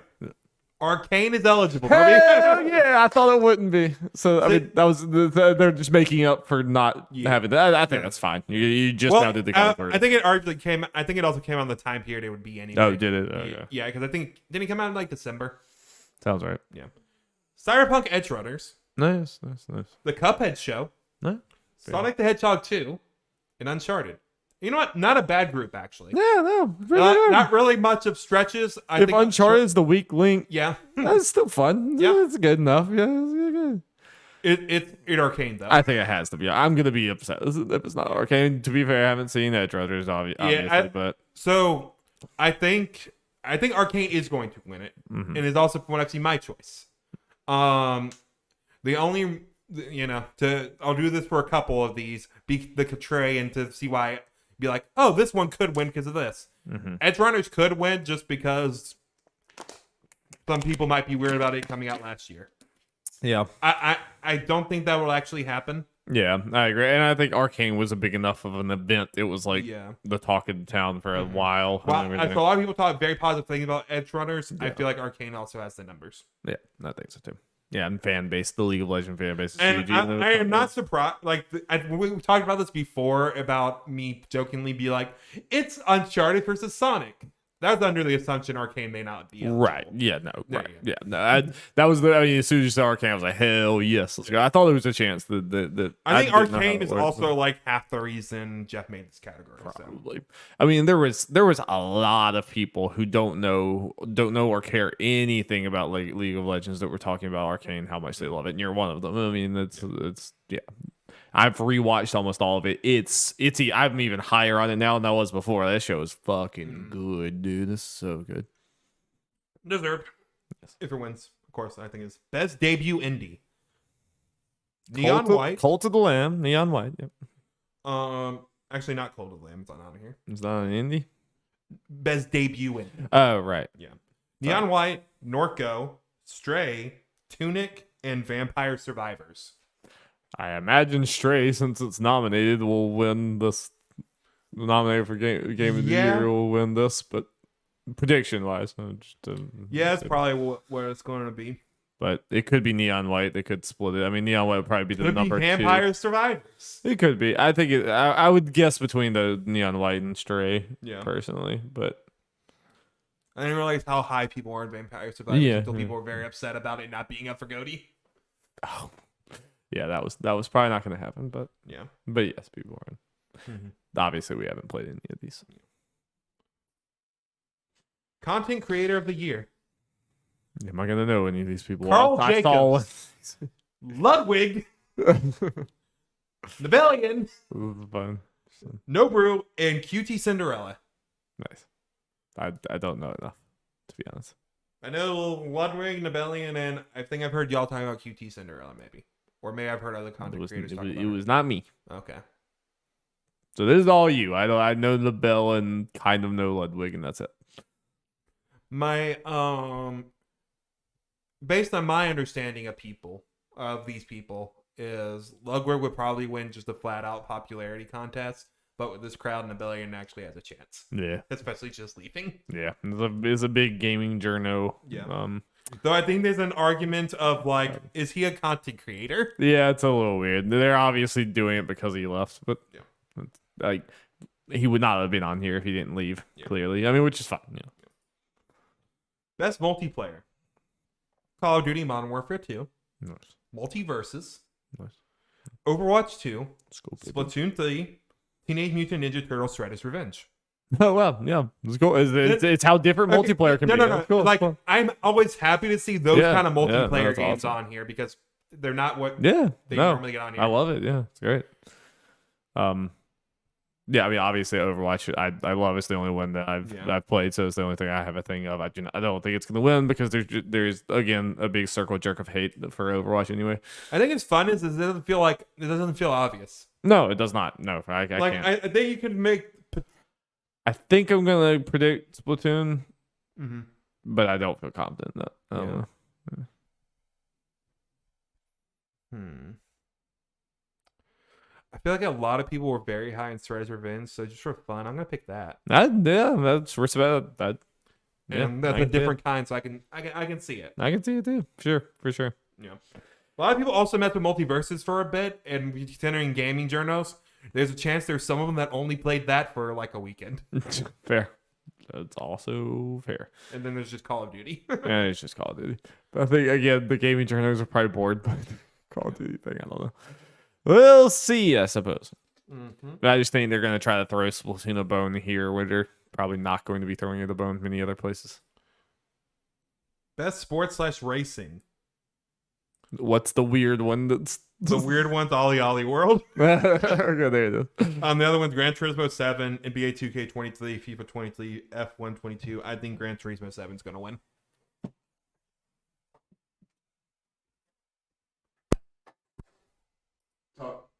I am talking, and again, expressing my opinion that Gran Turismo, I feel, is going to win. Same. I feel like it's one of the best review games of the year, but just because it's the kind of game it is, it doesn't get like in the top, the big categories. So I feel like this is where they throw the bone to it. I agree. Similar to Forza.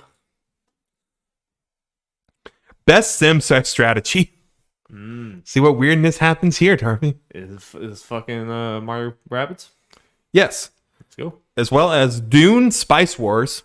Total War Warhammer 3. 2 Point Campus.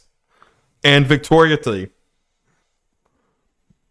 Obviously, I don't know enough about any of the rest of those games, but I think Mario plus Rabbids will probably win. Yeah, probably. Yeah.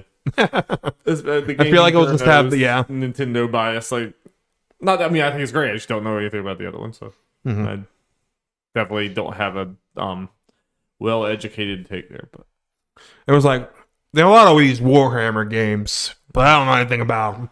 I like when Mario when Rabbid Peach took a selfie. That was funny. So. Yeah. I like when the rabbits do the laughs. Best family. AKA Best family. Best family game. It's just called Best Family. Who is the best family? We have the Jacobs. Yep. Just the Millers. For the best game appropriate for family play, irrespective of genre or platform. Funny they add the or platform.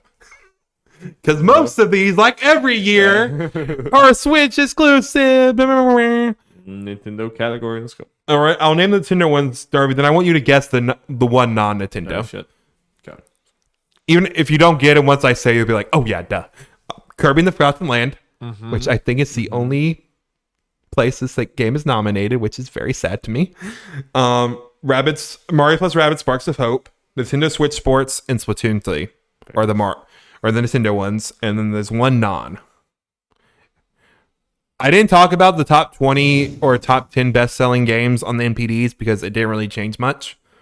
Types like Call of Duty and sitting at number 2. Oh, fucking Lego Star Wars. Yep. As far as who wins, I want Kirby to win. I want Kirby to get something. Yeah. What was it? It was Kirby. What were the other? Mario plus Rabbids, Nintendo Switch Sports, Splatoon 3. I feel like it's going to be either Kirby or Star Wars. I agree with that. But I'm trying to figure out which one I'm going to predict. I think I would predict Kirby. I'm going to predict the Carps. I think I would predict Kirby. I think there's going to be more people that's like Kirby is like a legit really good game, where Star Wars is like, it's very fun. It's a very good game. Yeah. I agree with that. I think if you're like people, I think the way Star Wars wins is because numbers of people potentially playing, because it did sell on people probably played it. But I do think you'll have those people in that room, especially if this is the only I think it's the only category Kirby's nominated for. But if you're drilling it down actually by like the merits of how good and how well do you think the game was made, I think Kirby's I think there'll be people like, no, Kirby should be up there in more of these categories, but let's get Kirby that trophy. I agree. Best fighting game. Okay, Darby. God, how sad is it? You wait to see what. Wait to the final game. Luckily, it's in this order. Okay, DNF Duel, which has a lot of issues to the fighting game community. I've heard. JoJo's Bizarre Adventure All-Star Battle R. The King of Fighters 15. Multiverses. and Sifu. Excuse me. Excuse me. Does the fighting game category not even have something like it has to be against other people? Because like The description has for the best game design primarily around head-to-head combat. Oh God, so that could be. I saw a lot of people like, especially obviously like fighting games, like what? Sifu's not a fucking like.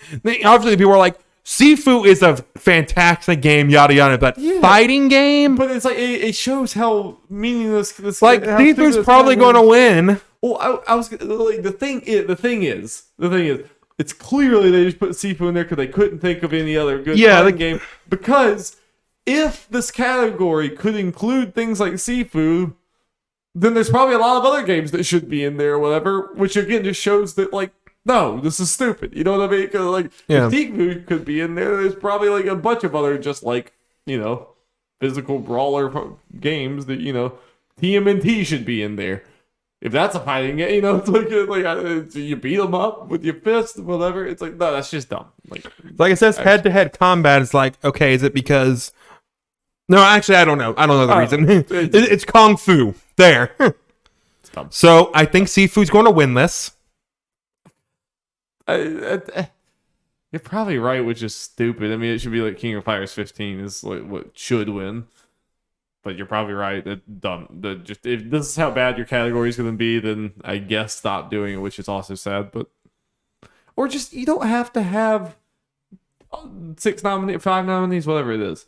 Yeah. Just if there's only 4 fighting games, then let there just be 4 fighting games. Fine. I don't know. Whatever. It's disappointing every year. They found a new way though. There's some dumb shit every year. See, this is one of the reasons I wanted you not to look at them. Best role-playing game. Now, how they divvy these up is the interesting thing. Dari, I feel like you're going to be pleased with the category as far as what they actually let be nominated for this, because it looks like an RPG category. Wow. There's an obvious winner, but Elden Ring. Okay. Live Alive. Hey, nice. Pokemon Legends Arceus. Very nice. Triangle Strategy. And Xenoblade Chronicles 3. Yeah, good list. Yeah. I like that list. Yeah. Very good one. Easy Elden Ring win. But very easy Elden Ring. I like that list. That's good. Hey, you know what?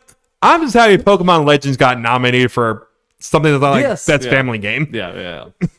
I feel like a lot of times we do go by with the new Pokemon game not getting any nominations for anything. So that's cool. Yeah. Love it. Good. Xenoblade deserves the chance to actually win. What? At least it has a genre and a Goody nomination. Yeah. Also has another nominee, but we'll get to it. Best Action Adventure. This was God of War. God of War Ragnarok, A Plague Tale Requiem, Horizon Forbidden West, Stray, and Tunic. Strong category. Also a strong category. Yes, also very strong. Yep. I do believe God of War wins fairly. Yes. But can't say who I want to win because I only played a little bit of God of War. I need to get to A Plague Tale. Yes. Yeah. You got a lot of games. Yep. At least I have Game Pass for that one. I don't actually have to buy it. Fair. As well as that also applies to Tunic, which I definitely wanted to play. Yes. Best action game. Bayonetta 3. Of course. The Queen. Call of Duty Modern Warfare 2. Neon. That's where they always put their shooters. It's just like the fact that those two are in the same category. It's like for best game, the action genre focused primarily on combat. It's like, it's just kind of a catch-all, whatever. It's Neon White. It's always going to be messy, but yes. Now the actual category Sifu should be in, which is in. Yeah, so it's in here. No, it is, okay. And it's also in best fighting game. And then Teenage Mutant Ninja Turtles: Shredder's Revenge. Okay. Strong category. I'm not sure what wins here. Yeah. Because my thinking is I don't think it's Call of Duty. That's the one I immediately mark out. But then in my mind, I can easily see the arguments for Bayonetta, Neon White, and Sifu. You could also probably talk me into Shredder's Revenge. I think Shredder's Revenge is the dark horse here. I think Sifu wins. Yeah. I think it was unique enough. I think it had like a very unique mechanic that I think people were very impressed by and stuff. I mean, I don't feel super confident about it, but I think that would be my pick. Yeah, I mean, I understand you again. Bayonetta, Neon White, Sifu. I understand any of those. So you saying any of those, and when it's like Neon White was so high on everyone's like. It was. I think Sifu is going to be a little bit more mass appeal. I think it's going to be. I don't know, but yes, yeah, for sure. I'm not going to be surprised by any of those. I feel like what hurts Bayonetta 3 here, as far as potentially not winning compared to like past years where I had a better chance, is it's in later in the year and everything. I feel like there's not much buzz around it, so probably not as many people played it. And also, even though this doesn't necessarily have to do with the combat, people really did not like the game. Oh, really? It is very controversial. Interesting. So I feel like it hurts Bayonetta. So I'm honestly just look up the ending now. I'm down to Neon White and Sifu being one of those two. Yeah. I think so too. They're just also more new. I mean, it's the third Bayonetta. I don't know. Like, I agree. I think it's probably one of those two. But literally any single one of these could win, and I'm not going to be shocked. Yeah. Strong category. The Call of Duty might be amazing. I'm not in any circle that talks about Call of Duty. So, okay, let me just try to check this real quick. Just for the sake of when we talk about this. Got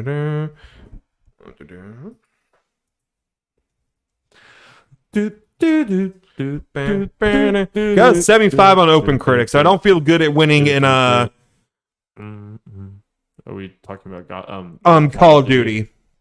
Not feeling good winning in like this kind of environment. Probably not.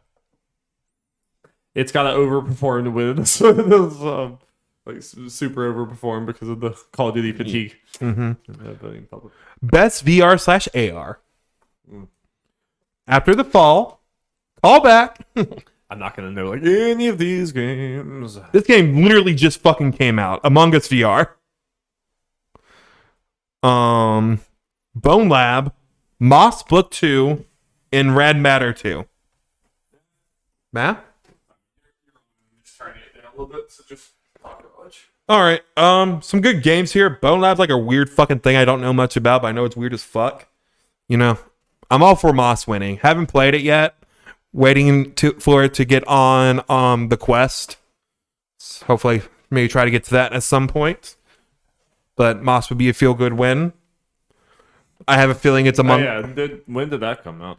It came out like during the summer, but I knew it was coming. Like it was immediately announced for Quest that it was coming to Quest 2 at some point. I think it's out now, so I was just kind of waiting to that, so I don't have to be tethered to the TV. Gotcha.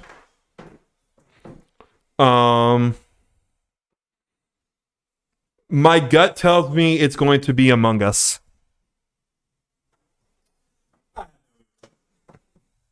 For the memes. I've literally not seen any of these games, so I have no input. Mm-hmm. Innovation and accessibility.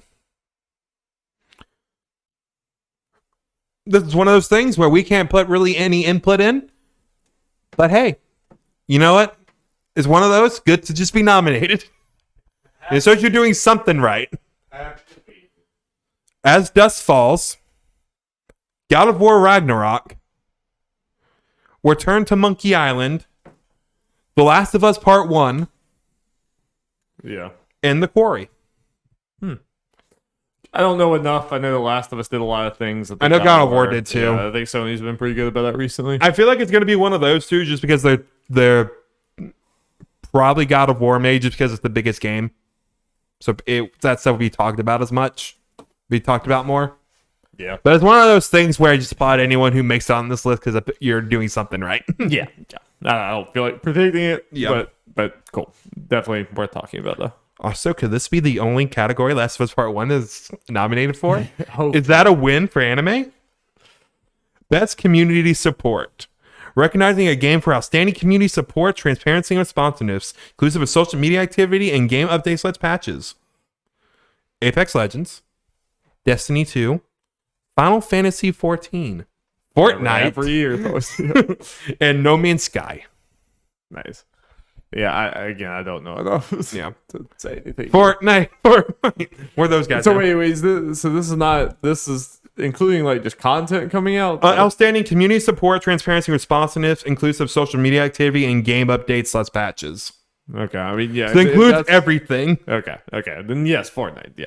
Yeah. I thought this was like community stuff or something. And it's like mixture, but yes, no, Fortnite's fucking crazy. the crossovers of the things they have. Goku will carry it to a Keeley. I mean, legitimately, some of the most fun I've had this year was the different events, like the doing the Kamehameha and stuff, and the Spider-Man, the Daily Bugle swinging around. Speaking of that, did you see the trailer they posted today, where it shows Rocket League, and then the car disappears like from the arena to the island or whatever? It's like we're getting Rocket League cars. Hell yeah, let's go, dude.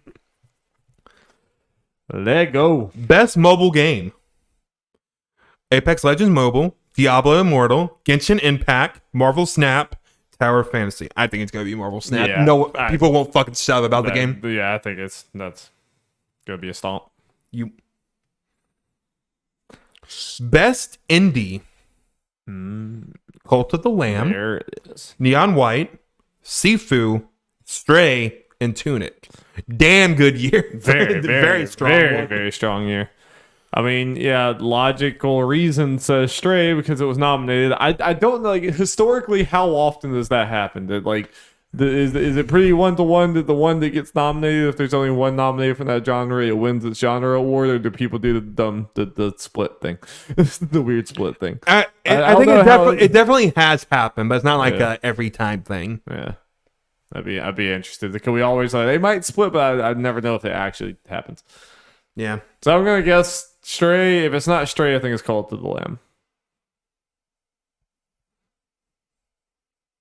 I think it's strange because for the reasons we said, but if it's not, I don't know. I don't know either. No, it's like it could be like if it wasn't for the Stray Goaty domination, if like none of these were. Oh yeah, Sifu's on right there. Yeah, I'd be like, it could literally be any of these. I would not be shocked because all of them were like a moment, like where everyone was talking about it this year. They all had their individual moments. So yeah, I really don't know. Yeah, it's hard, but I'm gonna predict Stray. All I see is a list of games I should have played. Yeah, they just all the rest of them sounded better than Stray. But I mean, I can't say that with authority because I did not play. So we'll get into it with Stray during the game talk. Best ongoing. Wait, how's this different? Okay, whatever. This is the type of thing I was thinking of for the Fortnite. But it did say updates and stuff. But it might be like so immediate. Awarded to a game for outstanding development of ongoing content that evolves the player experience over time. Yeah, this should be Fortnite. This is the one that we thought the other one was. Like, they just have. Like, I'm not saying the other games didn't do great, but. Because that whole description you were reading was I was prepared. I was about to say like, no, see, this is not what you think it is until that the very last word when it was like and updates. And I was like, okay, maybe. I think that's like. I thought they just kind of rolled it all. That's like community events, like responding to criticism, social media stuff, shit like that. I mean, this is like in game stuff. So Fortnite, I hope wins because it's very good. Mm-hmm. But. We got to use a Kamehameha, man. I mean, come on. Come on. Like, and they literally need to show. Sasuke hit the gritty, man. Yeah.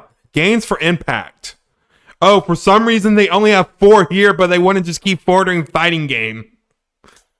A Memoir Blue, As Dusk Falls, Citizen Sleeper, and Endling Extinction is Forever.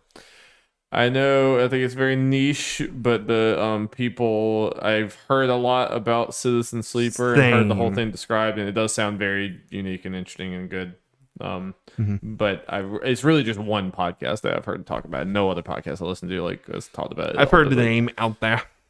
But it could win. I know the people who love it absolutely think it should be like Game of the Year type thing.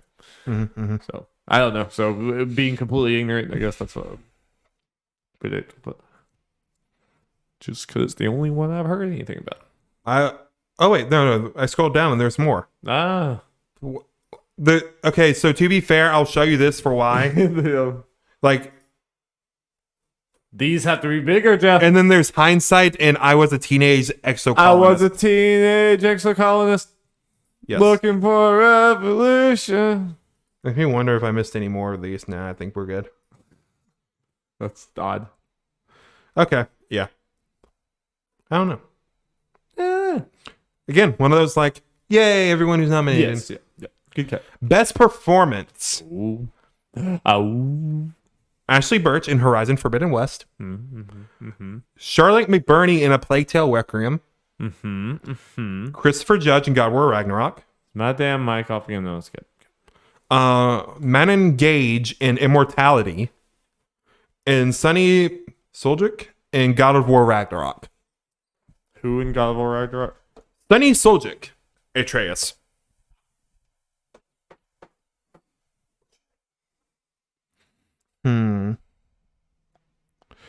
My gut just tells me it's going to be Christopher Judge again. Probably. But my kind of hope is, just for the sake of variety, it's like, correct me if I'm wrong, didn't Birch also win steep competition that year? I mean, remember, that was 2017. There's so many games, so probably not. But not a lot of them were big voice actor ones. Maybe. Because you look at the other GOTYs, like Persona 5, I mean, Zelda, Mario, PUBG was another one. Yeah, she probably did. You're right. Yeah. So, my opinion, it's lame when they do it for the same character again. I know different games, but still. I like the variety, slice of life, But I don't think that's a hard and fast rule. I know, someone can have like that's just a personal fucking thing. amazing performance. Yeah. Like A Plague Tale Requiem, I have not played it yet, but Charlotte was very good in the first game, and it sounds like people said she's even better in this, so I'll be all for her winning. I also will throw out there that I can definitely see Man Engage win for Immortality, which is one of those. I know literally nothing about. So it's like an F&V style game. Like, it was one of those games that for a bit people were talking like Immortality is one of those games I kind of expected could have been up for GOTY because it was talked about that much. I'm very out of touch. I've literally never heard this game. This is the first time I've heard the name of this game. But it's one of those games where it's all about the performances, and so I can see her doing her. Yeah. Be one of the games she gets, especially. Oh wait! 2017, was that Hellblade year? No. Yeah. Yes. She won that year. So was 2017 the year we started the podcast? Yeah, 'cause we talked about Hellblade on the podcast. Like, yeah, it was that year. I think it was that year. It was not. Okay, yeah. So yeah, Ashley Burks lost that year. Yeah. Which played both of those games. Yes, the whatever Jorgensen, whatever the Senua actor should have won it. So that's good. Mm-hmm. I don't know. I'm ignorant. I haven't played like any of these games. I just play a little bit of God of War. I'm gonna predict Christopher Judge, but I definitely don't know enough to. I'm gonna go with Man Engage. Is that the Immortality person? Yeah. Okay. I can feel it. Nope. Best audio design. Call of Duty Modern Warfare 2, Elden Ring, God of War Ragnarok, Gran Turismo 7, and Horizon Forbidden West. You like the Gran Turismo and all the. I feel like it's one of those where people give Gran Turismo the nod. Probably that's where I'm leaning, but because it's like all the other ones. I can't think of anything in Elden Ring that's like specifically with audio design. Yeah, it's like with the other ones. I can't think of anything specific to like audio designs. Like this stands out. Yeah. I mean, it's like good, but yeah, it's like nothing. Yeah. I mean, honestly, it's with these kind of things. And maybe some of the problem with like this awards, like with Elden Ring, God of War, and Horizon, it's because they have a lot of money behind them. It's why they're here. For sure. Then the same thing with Gran Turismo, but it definitely leans into the technical aspect way more. So that's what I would predict for sure. Well, yeah, it's a mixture of money and the kind of game it is. Just like everyone's gonna play it, so they'll have it. Best score in music. There we go. Here we go. This is the good shit. A Plague Tale Requiem, Elden Ring, God of War Ragnarok, Metal Hellsinger, and Xenoblade Chronicles 3, baby. Xenoblade's gotta win it for the land. I hope. I need it. The fact that Nier won before gives me hope. You know, it's like, Yeah. you can be a niche JRPG and still. Yeah, And Xenoblade's up for Goaty, so I think Xenoblade's gonna win this. I believe, and it I should think win. there's a chance that Elden Ring wins it because it's just a very popular game. Even though I like the Elden Ring score, I don't think it's that standout. You know, it's good, but you know, I don't think it's. I feel like it's one of those things where the people that are like passionate for Xenoblade in each of their offices that got it up for Goaty would be like, no. I agree. Be like, it's not going to win anything else but this. So you gotta give us Best art direction: Elden Ring, God of War Ragnarok, Horizon Forbidden West, score that atmosphere, and Stray. Easy Elden Ring win. Mm-hmm. Easy peasy lemon squeezy. Yep. I don't think there's a fucking chance for anything else. And I don't think there should be a chance for anything else. I'll say it. I'll be elitist Elden Ring gamer in that. Best narrative: A Plague Tale, Requiem. This is where I'll be mad with the one that Elden Ring. Yeah, I'll be mad if that one. God of War Ragnarok, Horizon Forbidden West, and Immortality. God of War. It's gonna be. It's gotta be God of War. Gotta be God of War. Shouldn't be Elden Ring. I'm sorry. I love it. The Elden Ring story. Okay, I will say the only thing I feel like maybe has a chance is Immortality, based on the talk about it. From what you said, yeah. But I do think it is God of War, but if anything else is going to win. Yeah. Mainstream gaming journal. Elden Ring, I don't think should be on here, and some Elden Ring fans would be like, "Oh, you just don't understand narrative if you don't think it's like, no." Like, it is cool. The environmental storytelling stuff is cool, but like most of the cool shit is like outside the game. And it is cool. I'm not gonna. It's a different type of narrative. I get it. And it is cool, but it's just, in comparison to these games with the actual like story narrative, I don't know. It's just like, it's a cool world more than it's a cool narrative to me. We're gonna disagree. Xenoblade should have been here. Fair, very fair. I believe. Very fair. Best game direction. Wait. Okay. A little different. Elden Ring, God of War Ragnarok, Horizon Forbidden West, Immortality, Stray. If anything but Elden Ring wins, I'm gonna fucking lose my mind. The fact that they got that game out in that amount of time, and it's that much of just a game changer thing. The just design of the fucking world to be like, you could just go in any fucking direction and the game is gonna work. You can't break the game. It's just like that fucking good. Like, no matter, you can play it however a million different ways. The open world just works so fucking well. I mean, like, it's just wizardry from a game, just game making point of view. Like, I'm sorry. I know, like, Xenoblade should be nominated and everything. Nothing should win. Oh, yeah. Nothing should win but Elden Ring here. Like, not a chance. Nothing should win but Elden Ring here. I agree. I feel like this with the next one is going to be, hey, if it's not this, probably could be God of War, I guess. And it could be a thing, because this has happened before where one game gets this, but then the other one wins GOTY. Yeah, I think Red Dead won this and God of War won GOTY. I think. I know God of War won GOTY. I know there are times where the argument could be made of, okay, game directs want to win, game direction makes sense, and then another one wins GOTY. This is like, I think this time the one I would want to win is gonna win out. But this is like somewhat similar to the Red Dead versus God of War thing. Now it's Elden Ring versus God of War, but I think this time Elden Ring's going to sweep, whereas last time Red Dead, I think, just won the game direction thing and lost the overall GOTY thing. But I feel similarly this time, where I'm like, no, God of War is good, but no, fuck, like this is that much better. This is like I definitely agree, especially when we talk about just straight up game direction. Elden Ring should. Yes.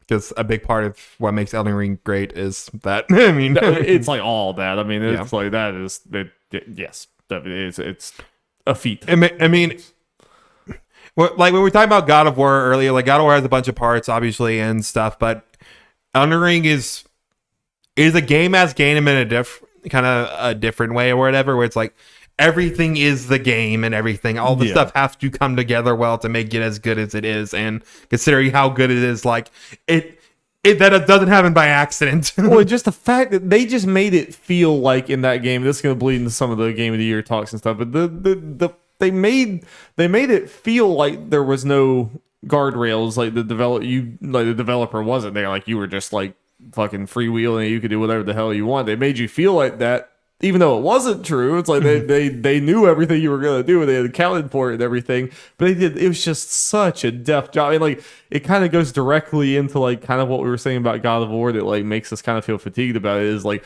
I feel the developer's hand 24/7. The developer are like bumper. Here are their bumpers moving this. Like you can almost in God of War you can picture it's like everything looks really pretty.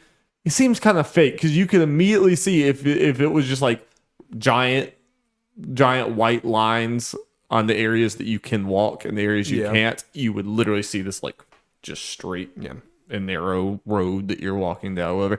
It's just amazing what they were able to do with Elden Ring, where they have those narrative things. They basically have little narrative or little linear games within an entire fucking other game that's open world. It's just crazy. Even like I haven't finished Elden Ring. I'm probably not going to finish it definitely by the time we get to the Goaty talks and everything, but man, Elden Ring is one of the best games ever made. I want to go play Elden Ring again now. Damn it! Where's the DLC? Just from how it's made standpoint, I can't. Even if it's not my favorite, I will never argue against it winning. I mean, that's why I can understand you doing the other like going against the Game Awards and stuff for the Goaty. Obviously, that whatever. But like this is like the one category I'm like, no, I think this is non-negotiable. This is it deserves its kind of. Mm-hmm. This is the category, the category for it. Yeah, indeed. Finally, if it loads, Game of the Year. Goaty. Recognizing game that was the absolute best experience across all creative and technical fields. A Plague Tale Requiem, Elden Ring, God of War Ragnarok, Horizon Forbidden West, Stray, and Xenoblade Chronicles 3, baby! That's a win. Yeah, I was surprised. Yeah, I was too. I was too. I mean, part of it, when you get closer and think about it, it's like, I don't know what the other three games are, so it has balance. Give it a chance of anything else. You're right. And as we got closer, I also felt good. Like, I felt there was a decent chance we were going to get one Nintendo game in here. Because I feel like they try to meet a quota, it feels like, half the time. And Xenoblade just kind of stood out as potentially the one. I think, it was a little bit more. As we got closer. Yeah, because to be fair for you guys, I'll probably, I guess at the end of this, I'll go over it. Your guesses. Yeah. Xenoblade wasn't out at the time, so we didn't have the actual reception to the game at the time. Right. I mean, I think it's been building to this. Like, it's also been building a Xenoblade fan base and just a general perception of, like, Xenoblade is kind of a step above other JRPGs like this or whatever. Mm-hmm. Like even as good as Xenoblade 3 is or whatever, like, and I know this is kind of impossible because it's literally building off the other ones, but like if this was like a new JRPG series from Nintendo or something or whatever, and even if it was as good as this here or whatever, I don't think it would have gotten enough traction to be. It'd be a lot more. It'd be like a bit more niche crowd. Be like, but guys, this Xenoblade, right? But they wouldn't have listened. Like they wouldn't have actually gotten it to the nomination stage or whatever. Well, I mean, it literally happened with Xenoblade 1, where everyone's like, guys, this game, you don't understand. I think it's just been building over time, where eventually even the people who don't play an art into it at IGN were like, all right, we get it. Xenoblade deserves, we understand. Which is why it doesn't have a fucking chance in hell of winning. Obviously, even if Elden Ring wasn't here, it's still winning. Nah. But one of those you feel good, and we get to hear the extra play some of the music. Yeah, it's worth it for that alone. Come on, Jeff. It's obvious. Like, put it up there. It better fucking win soundtrack. I swear to God. Yeah. So yeah, for the rest of these, obviously we've been saying since literally the beginning of the year, Elden Ring, God of War, and Horizon were locks. Yes, that's kind of boring as that in a way that was. Yeah, and it's kind of like they should be though. They should be. It feels like arguably like Horizon is an arguable. Yeah, but because I hate being this way because I'm about to do this for Stray as well, and maybe to an extent a Plague Tale for games I have not played. Right. Yeah, I mean, that's this whole conversation. Yeah. It's not. But I feel like for both Horizon and definitely Stray, is kind of the games they are, especially Horizon. It's just kind of, it was expected. It's a big budget game in this style of game. Right. Even though a lot of people are kind of mixed on it and have a bunch of issues in it, it was good. So it gets in. Right. Which is the end by default because honestly, that's part of why the Game Awards are just like, I don't take them that seriously because they don't feel like a real, like, genuine look at, like, I mean, even think about the ways that we talk about these categories. So much of it is like, yeah, this probably should win, but it won't because, you know, this is more popular. And it's like that's not really how. And not even, and some of it's not even. It's just straight up more popular. Otherwise, you know, Call of Duty we would be talking about Call of Duty. It's more like it's popular with this very specific crowd, which is like that's not good for an awards thing. So that's why, I mean, thank God we have the announcements because it's not really the great award show. But that's whatever. It's a separate discussion. They're still fun. They're still fun, but it's just not. Yeah. Stray is the one that I take like. Again, I haven't played it, but Stray is the one I take a fair amount of issue with because Stray, I think, kind of exemplifies kind of the problem with these awards thing. Is I feel like Stray got votes because it got very popular online because it had a cute cat. I'm sorry, I just feel like it was like people of all the indies that a lot of these outlets probably didn't play. Most of these indies or whatever, the Stray is probably the like. Oh yeah, it got popular. It got popular because it has a cute cat, which is fine. It's fine for it to get popular because it has a cute cat. It shouldn't get nominated for Game of the Year because it has a cute cat. And that's what I just feel like. Everything I've seen from Stray, it's like, yeah, it's good, it's fine, whatever.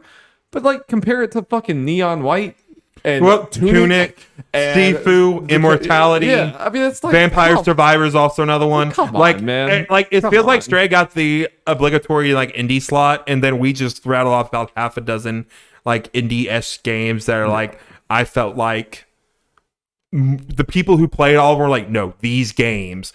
I felt like I got a little bit of that from some industry people when Stray came out, but not nearly to the level as these other games were like, guys, no, these are just legitimately some of the best games of the year. It seemed more like a cute novelty. Yeah. Which is fine. It's more like, but it shouldn't be. Well, I feel like, it's a mixture of, it's a 3D wandering adventure game. It has a cute cat. It was pushed heavily by Sony. It's just like, I hate when the GOTY noms feel like you went to gaming on Twitter and looked at the top 6 trending of the year or something. And then just like take out Call of Duty. It's like, that's just there are times where obviously those games max up, like with Elden Ring and stuff, where the quality is obviously there, but you just don't feel that with the way people talk about with Stray. It's like, and well, even it just seems like we're not taking indie serious enough by doing Stray. If that makes it, if that makes sense. It's like, if we're gonna have an indie nom or whatever, there are like indie games that are actually really out there, like doing shit, doing like really cool innovative stuff or whatever, with like Tunic and the way that like the discovery in that game worked and stuff, and how it doesn't really tell you anything. It's all like you're piecing it together with this manual that you like. For again, we both should play this game at some point, but like it seems incredible how like the manual will mean one thing when you look at it, but then like you'll get pieces of it later and it completely means something else when you get the other pieces. It's like with your limited information, it means this one thing, but then when you get it's just like really well designed. Well, and it's like Neon White is like, we saw a trailer for like, oh, this is crazy, wild, and unique, but is one of the things that was so unique. It's like, okay, this is either going to be what we're kind of talking about like it is now, potentially one of the best games of the year, or it probably not that great and underwhelming. But no, it happened to be great, and yeah. And Stray just seems, again, besides like Cute Cat, just say trending, the one that was like, and I'll even say like, again, love the first Plague Tale. Was looking forward to this, and I even mentioned to you more so off camera, like I think this had the potential to be here.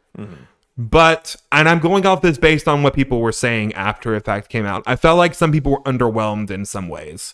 So part of me is kind of surprised it's here and think it might be part of the reason it's because of the kind of game it here is and the kind of buzz it got pre-released a little bit.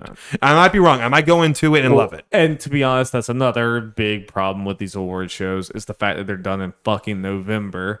So I think a lot of times these nominees are kind of penciled in months ahead of time because people don't have time to play and sit with these games before they come out. So it's like, I think to some point the IGNs are already asking their staff, so what's our GOTY nominees like in like fucking August or something, because it's like, well, we gotta get all this together or whatever by November, so it's like it doesn't feel like you don't really have time for things to breathe like that. So it's just like, I think that's how you get a lot of like, oh, it's a 3D action adventure game, so it's the most popular genre on Earth. Okay, it has like triple the chance of anything else to be there. It's like because like Stray and superficial and a Playtale, like, and I know review scores on everything obviously, but rated a good bit below a lot of some of the other games we were talking about, but obviously got in because, like you were saying, because of the genre had a lot better chance. Like at least like Xenoblade, and it's like it was up there, one of the highest reviewed games of the year and everything.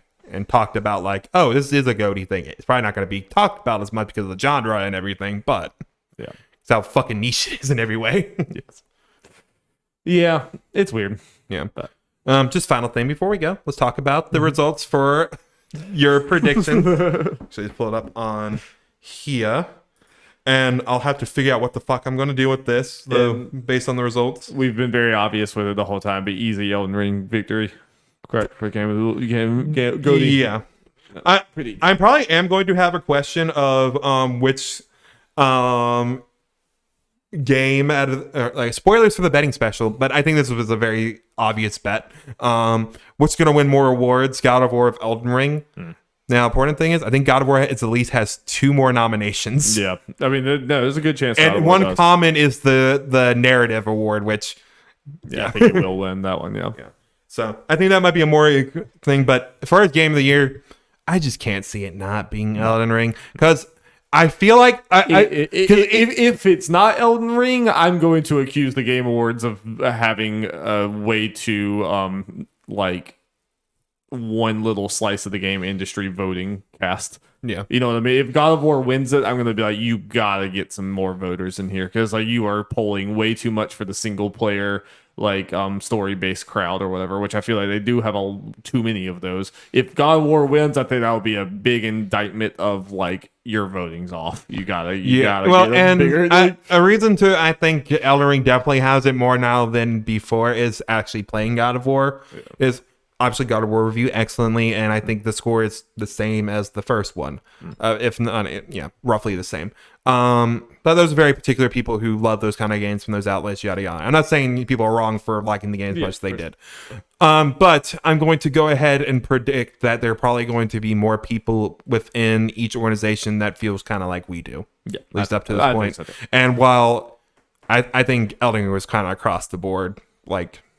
Fawned over, or at the very least, like I get it. I was voicing that for like in the eventuality that happens. I do not think I think it's a very low chance that happens. I will say, looking at these lists again, I think yours had definitely the most chance of getting right by a fair margin.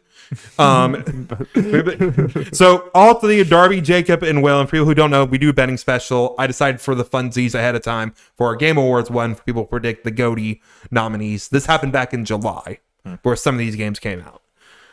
Everyone had Elden Ring, God of War, Horizon Forbidden West. Everyone got them right. There were no surprises there whatsoever. Darby's other 3 games were Tunic, Kirby and the Forgotten Land, and Neon White. Should have been me. I think any of those games could have made it easily. Jacob had Splatoon 3, Tunic, and Overwatch 2. Obviously, I agree with Tunic. I did not think the other 2 really had much of a chance, to be honest.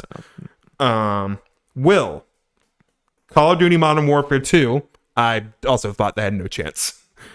Rogue Legacy 2, maybe. It quality-wise, it is good enough. Yeah. And Xenoblade Chronicles 3. You got it. So Will's the only one who got another one other than the main 3 correct. Known JRPG superfan William Outlaw. Yep. Again, I think Darby had the most solid list out of them. Clearly not, though. Yeah. Clearly not. Though I did like all of you had an obligatory Nintendo slot. I said it and I love it now. And you all picked different ones. We know how this works. Yep. So Will get some kind of advantage. A cupcake. Yeah. No points, but here's your cupcake.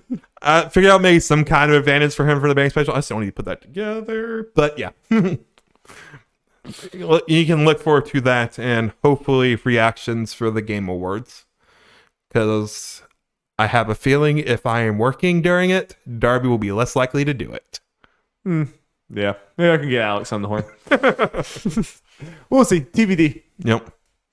Well, it was fun, Darby. It was fun. 2 hour and 15-minute podcast. Ooh, Let's baby. go. It's a meaty one. All right. Well, thank you, sir. Very nice. Very fun. Very good. Can't wait for Elden Ring to slaughter all of its foes. Can it leave Xenoblade Trail of alive? blood in its wake. It needs to leave the true Goaty alive. We will brandish the Elden Ring. Okay. Look forward next time we talk about Pokemon. Let's go. And Nuzlocke. And Nuzlocke. Starting soon. Bye. Bye.